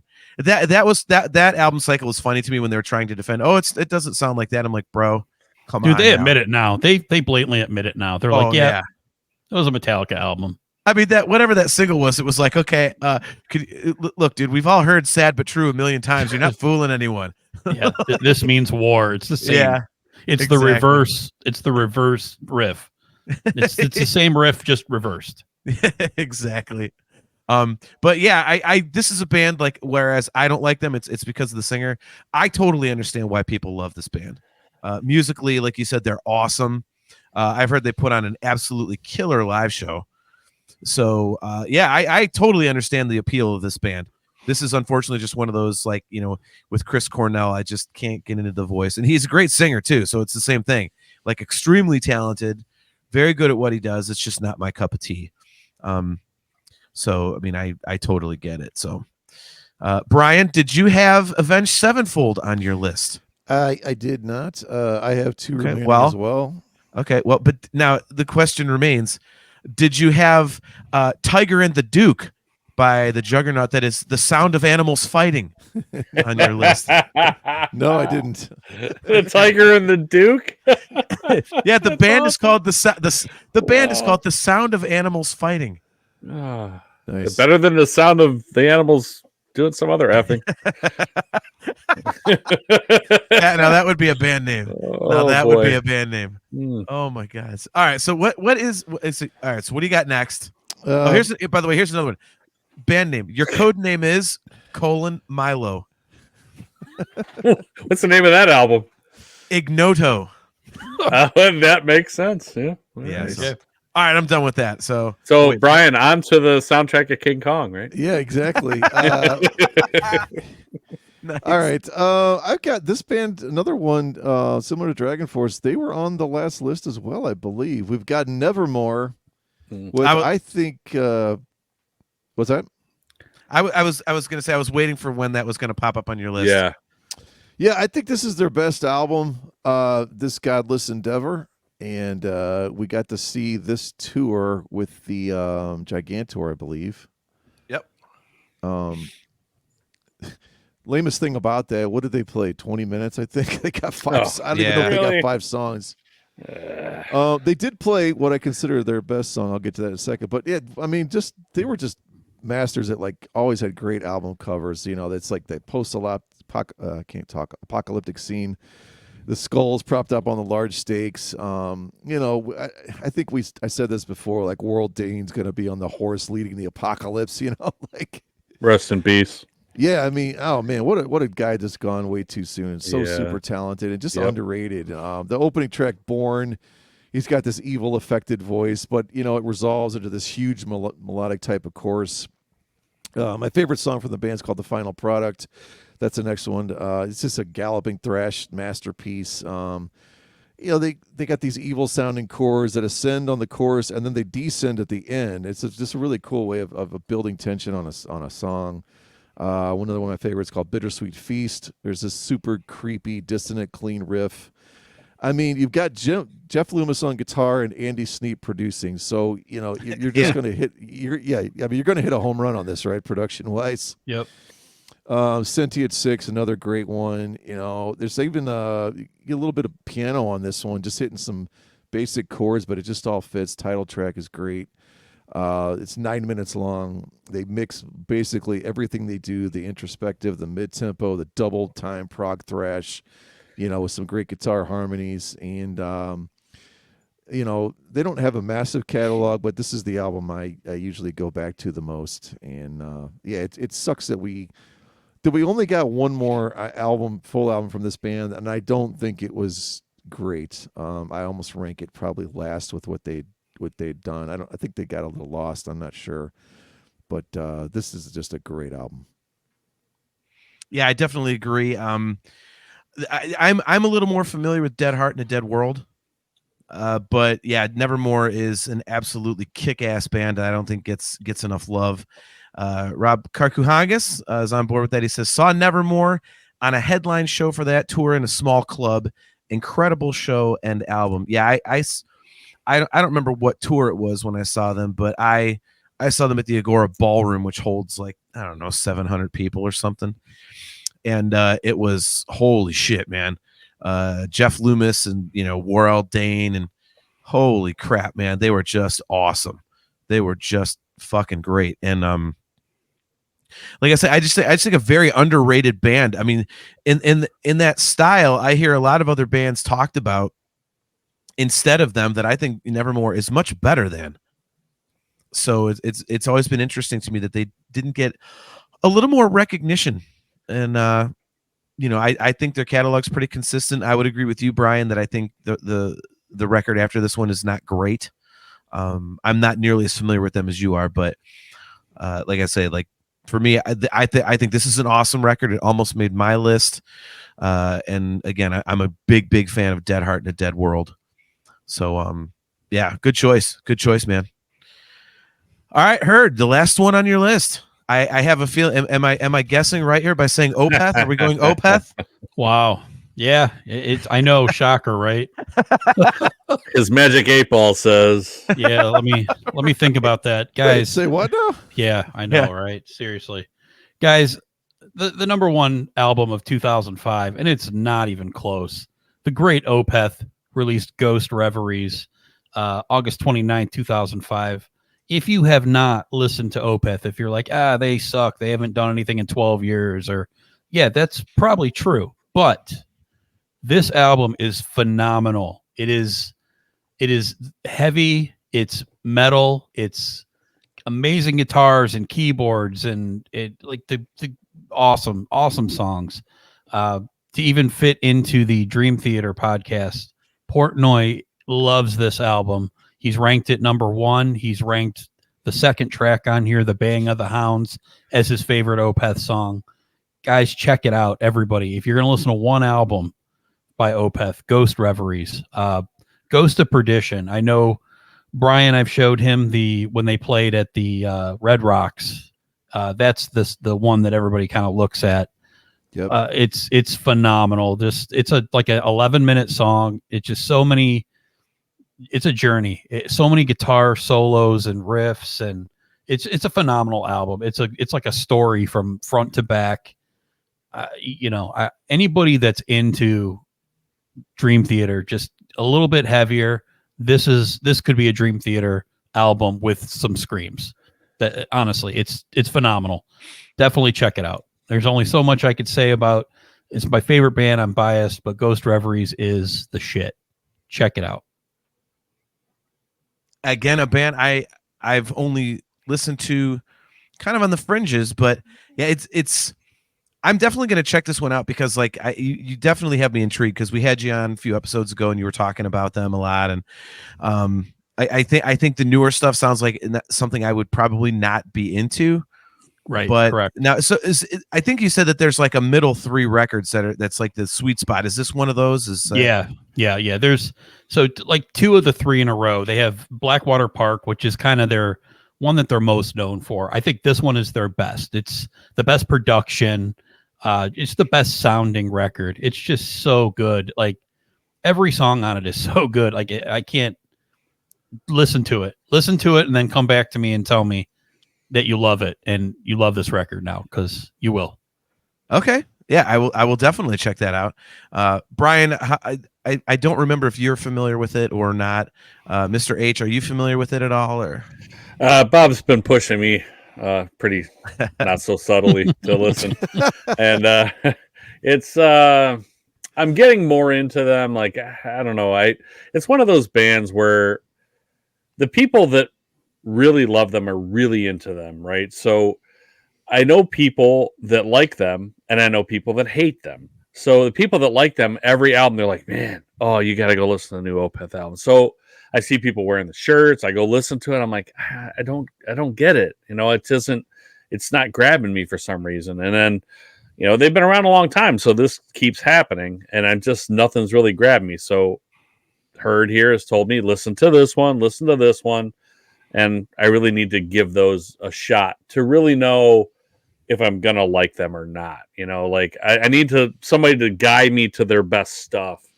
And then, Bob Herd, he knows what I like. We've been talking about stuff on our podcast for, months now, and off the podcast. He knows what I like. So he thinks I would like him. I just got to give him more of a chance, I guess. Yeah, watch that Red Rocks. Yeah, he told me about that too. Garden of the Gods or whatever. Is that what it's called, Bob? Yeah, something like that. Yeah. He tried playing it for me on our podcast host thing, and the audio wouldn't come through. But I need to sit down and actually watch it, and not spend like 5 minutes skipping through it or listen to one song. I need to actually sit down and watch it. So. Right. Yeah. On the theater with the surround sound and all that. So. Nice. Hell yeah. All right, Brian. So speaking of theaters and surround sound, what would you listen to? Your final selection. Well, what would you listen to on your theater and surround sound as this last selection? This would be an absolutely killer album for surround sound because this guy sort of reshaped the way music is recorded, produced, performed live. He is a technological and a classically trained musical genius that John absolutely can't stand. And this is Nine Inch Nails with Teeth. And Bob was kind enough to let me have this album. I think I want to see arm wrestling or a fight to the death, man. Come on. Let him have it. Why you let him have it? Yeah. There's no convincing John to like something if he hates it. So I've learned that 3 years ago. I try, and it's just it doesn't. But no, I totally get you not liking this. This isn't your style at all. That's cool. I don't. Yeah, Mr. H, I cannot stand electronica. Yeah, I mean, this isn't really electronica per se, but you know what I mean. Like anything that's I know really like. Yeah. Pretty Hate Machine's a lot more electronic, and you probably really hate that one. Yeah, I just again a guy that I totally respect. I think he's cool as hell, and I just can't get into his music. Yeah, I've heard you talk about it before, so not surprised. Yeah, I mean, this is just. I'm gonna say something, and I heard it's gonna probably say I'm insane, but I might put this up there in second or third. I might actually put this right after Downward Spiral. The more I listen to this album, I don't know. There's just something about it. And he's put out a couple, 4 or 5, I guess, since this came out. The only one that's really grabbed me pretty good since this was that year 0. They did the concept album. Mm-hmm. That was 2007. But man, this starts off All the Love in the World. There's an electronic drum and bass finished off. He's the master of these kind of simple little piano lines in the chorus. You Know What You Are. That takes us back to the days of Broken. You got Distorted, Angry Trent. The Collectors, kind of the more minimalist trend, enough little sprinkles of sound effects, and they're just constantly building, and you get this, once again, you get kind of this is like a tinkly, eerie piano at the end. It's almost enough to like get the hair on the back of your neck to stand, scare the young kids and the old folks into thinking something bad's going to happen in a horror movie. That's the way the soundscape he sets on this. The big hit was The Hand That Feeds, Bite the Hand That Feeds, which I think is honestly a dumb song. It's almost like the anti-Trent to me. It's a super simple guitar riff that probably took him 5 minutes, loses a few points for lyrical originality, but it still slams when you hear it live. Yep. Other high points, the second single, Only. There's a great dance synth sound to that. He kind of goes into freeform, sort of I don't know if you call it rap, but it's almost like an industrialized Beck, the way he the lyrics come out of this one. There's a great song on here called Beside You in Time. And it's like, I don't know if you remember this, Bob, like when you're hearing this, like it's like out of phase or something. So you're literally getting a headache. Yeah. It's like, disorienting. Yeah. Yeah. It's like totally disorienting. It's like kind of frightening. Yep. But it's not true Nine Inch Nails unless we end, we got to end with something that's just achingly haunting and beautiful is right where it belongs. And that's a perfect way to cap this album. And it's kind of why I've sort of related to the Downward Spiral. But I just think he's able to basically kind of cover almost every single style he does here. And he puts some, sprinkles that throughout this entire album. And I just think it's a masterpiece to me in songwriting and production and just the way you build a sonic soundscape. Not surprising that he's gone into movie soundtracks too, right? With the way he's able to convey feelings, right? Like you're talking about. So, well, and I have to admit, like as much as I am not a fan of his music, like his soundtrack stuff is pretty cool. And I am very excited to see how he works with, we talked about the third Tron movie earlier, Mr. H. Like, it's going to be very interesting to see what he does, considering the fact that part of what is so legendary about Tron at this point is the stuff that Daft Punk did. Yep. So it's going to be weird. Like, I think it's going to be really cool, but it's going to be interesting to see. Like, I think he'll blend his style with theirs pretty well. Like, I don't think in anything that he's done, it hasn't been where Trent's music's been so much forward of the movie, where it's almost distracting. Like I don't fear that happening. So I think it'll still be really good. I don't know why the change though. Do you know why they changed? Well, Daft Punk broke up. Yeah, they're not together anymore. So is that why? Okay. Yeah. So that was an easy one to. I wasn't sure. Not a Daft Punk fan, but I didn't realize that. But he does a fantastic job with the movie score stuff. I honestly like Marcus. I saw in here. I'm with him like after Downward Spiral, it's kind of all downward, downhill, downward spiral for me. I don't mind with Teeth, but it's just I never liked them as much as I liked them on Pretty Hate Machine and Downward Spiral. I loved that stuff. It kind of fit more with the times of the way things are. There's Fear Factory, like other things were getting big that were kind of industrial sounding like that, and I really liked what he put out. Yeah, I really liked the stuff that he was putting out. It was real catchy. Like those songs would just get stuck in my head for days on end. So it's just I just kind of lost that whole type of music. I just kind of lost it. Like even Fear Factory, I liked them then, and then it just kind of faded away from me after a while. And I still like listening to that stuff, but I just the newer stuff that was coming out just wasn't grabbing me the same way. But man, I feel like if you've stopped listening after the Downward Spiral, at least listen to the Fragile. It's their double album right after the Downward Spiral. It is unbelievable. Just put your headphones on and just disappear. The Fragile is phenomenal. I'll try to revisit it. I mean, I know I was big into them, and then Fragile came out, and I just wasn't that into it. So, but that was what we're talking 1997 ish. Yeah. So, maybe it's been almost 20 years. Maybe I need to go back and try it again. Can I do the disappear part, but not put my headphones on? Sure. Sure, sounds good. Bye, John. Sorry, I couldn't resist. I gotta get one in there.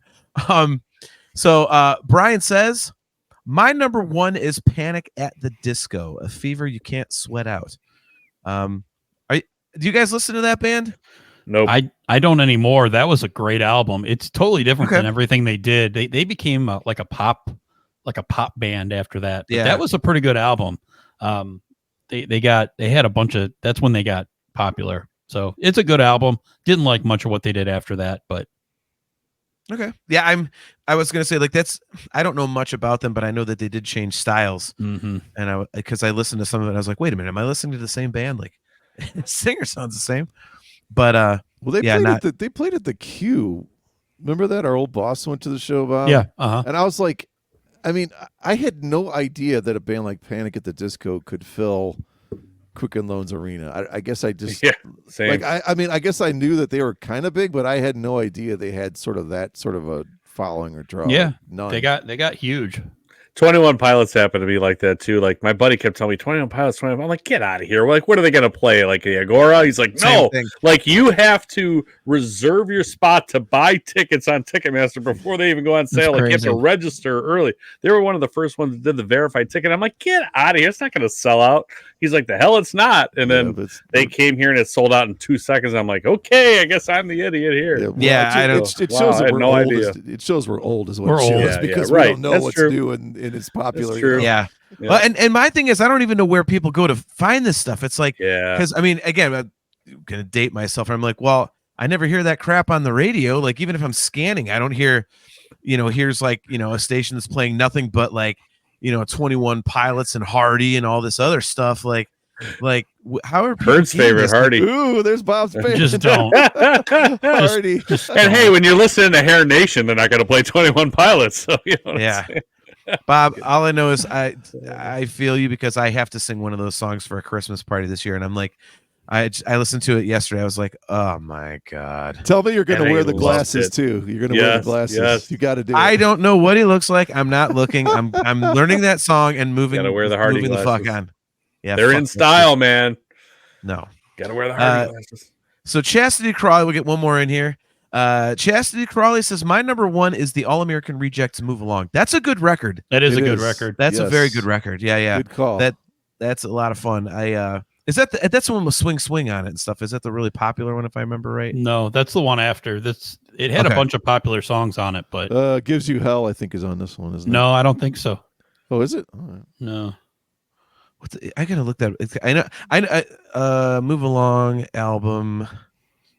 All right, there we go. Studio album by the All American Rejects. Let's see. We're like, this is a great album. Then we're naming songs that aren't even. Well, now wait a minute. Who are they again? Who are we talking about? This one's Dirty Little Secret. That's what I thought. Okay. Yeah, Dirty Little Secret. Okay.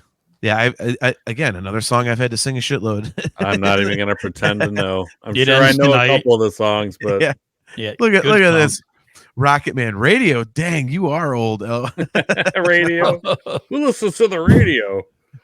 I try to stay off my phone and the internet, Rocket Man. I'm trying not to be addicted like so many people. So, and yet here I am on the internet. Yeah, right. Broadcasting on the internet. Exactly. So, all right, over the guys. World Well, Wide Web. that was awesome. Before we put you guys back in the green room, we'll talk to you guys after we go off the air. But before we let you guys go, plug the show one more time. Hit them hard.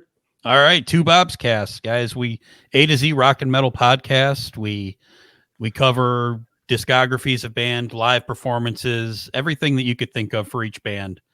We go A to Z every single week. We have a different episode, and classic rock, heavy metal. Definitely check us out. Social media, Facebook, Twitter. You can listen to us on Spotify and iTunes. Coming soon to YouTube. Yep. Thank you, everybody, for having us. Thank you very much. Thank you for having us. This was fantastic. Lots of fun. Yeah, thanks for jumping on, man. It was helpful to have co-hosts because it was like, oh my God, are we gonna be able to fill all this by ourselves? And 2 hours and 10 minutes, and we're still here. Yeah, right. Yeah, it's co-hosts definitely tend to fill out the show in a very, very productive and informational fashion. So anytime. Yeah, it was great having you guys on. Looking forward to the episode you do with Brian. That should be fun. Can't wait. 3 weeks. If you guys ever hit Van Halen, you know who to call. Oh, we're going to, and we will be calling you. Maybe we'll do all 4 of us again. There you go. Well, Brian doesn't know his ass from a hole in the ground where Van Halen's concerned. Don't worry about him. All right, or Metallica or somebody else. Yeah, exactly. I don't know anything about Van Halen. No, not really. No, he knows the keyboard songs, and that's it. Nice. So, all right, guys. Well, I'll put you in the green room. We'll talk to you guys here in a second once we go off air. But thanks again, man. We'll talk to you soon. Thanks, guys. Thanks, guys. All right, there they go. Bob and Bob from the Two Bob's Cast. That was awesome. God, thank God that's over with. Jeez, we're never having those guys on again. Oh, you are such a bastion of positive energy. It's so difficult to get along with. I know, right? I was like pulling teeth finding chemistry. But yeah, guys, seriously, they have an awesome show. Again, it's called the Two Bob's Cast. Make sure you guys check that out on all the audio platforms. As they mentioned, they will be doing live video starting here in a few weeks, so you can check them out on YouTube. I'm sure they will be posting the link on all their socials, so make sure to give them a like and a follow and a subscribe and all that good stuff. So other than that, man, that'll do it for us for another episode of Talking Into Infinity. It was, again, I say it after every one of these shows, Brian, it was an interesting idea you came up with, and it's always fun to talk about this stuff.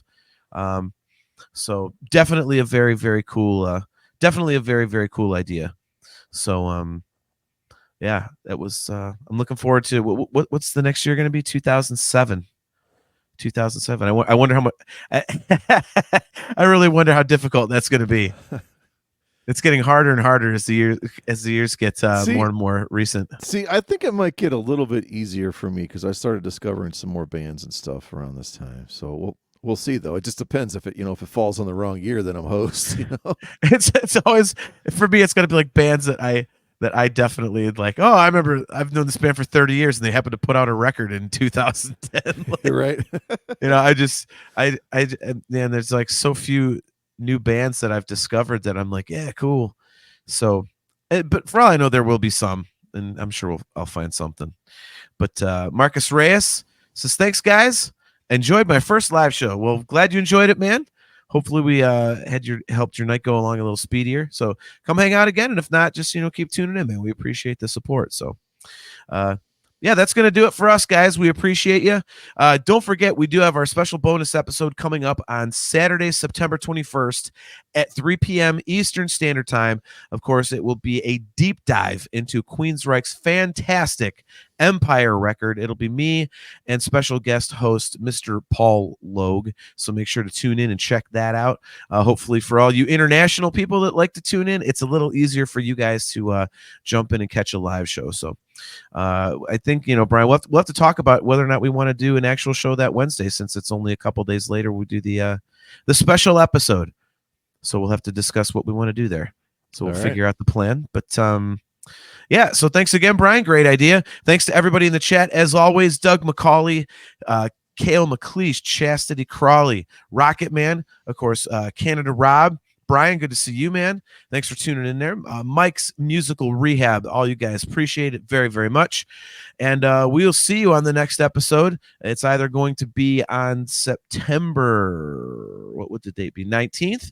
Or we are going to skip that one and just have the special bonus episode with Paul be our next episode. So we will post the schedule and let you guys know sooner rather than later there. But in any case, thanks again, guys. We appreciate you. And hopefully we start getting some news about the new Dream Theater record coming anytime now. So everyone's starting to pretty much speculate the new record will be 2025. So hopefully coming here soon, we should see a snippet of something. So as soon as they do have a snippet, I think Brian and I will probably jump on and do a quick little Hey, What's Up episode. So until then, I am your host, John. He is Brian. And as always, guys, Carpe Diem. This episode of the CMS Network is brought to you by our sponsor, Blackout Coffee. If you are a coffee lover, you will love what they are selling over at Blackout Coffee. Make sure you get yourself some. The only thing woke about this company is the drinker of the coffee, because it gives you quite a jolt. I am a personal fan of the Brutal Awakening Dark Roast, but everybody's a little bit different. Make sure you get what is your favorite today. Go to blackoutcoffee.com. Use the promo code CHRIA20 to save 20% on your first order. It's that simple. So one more time, blackoutcoffee.com. That is the link, or use the full link if you're going to shop around. That is scrolling on the bottom, and get yourself some of the best coffee that is out there today. blackoutcoffee.com.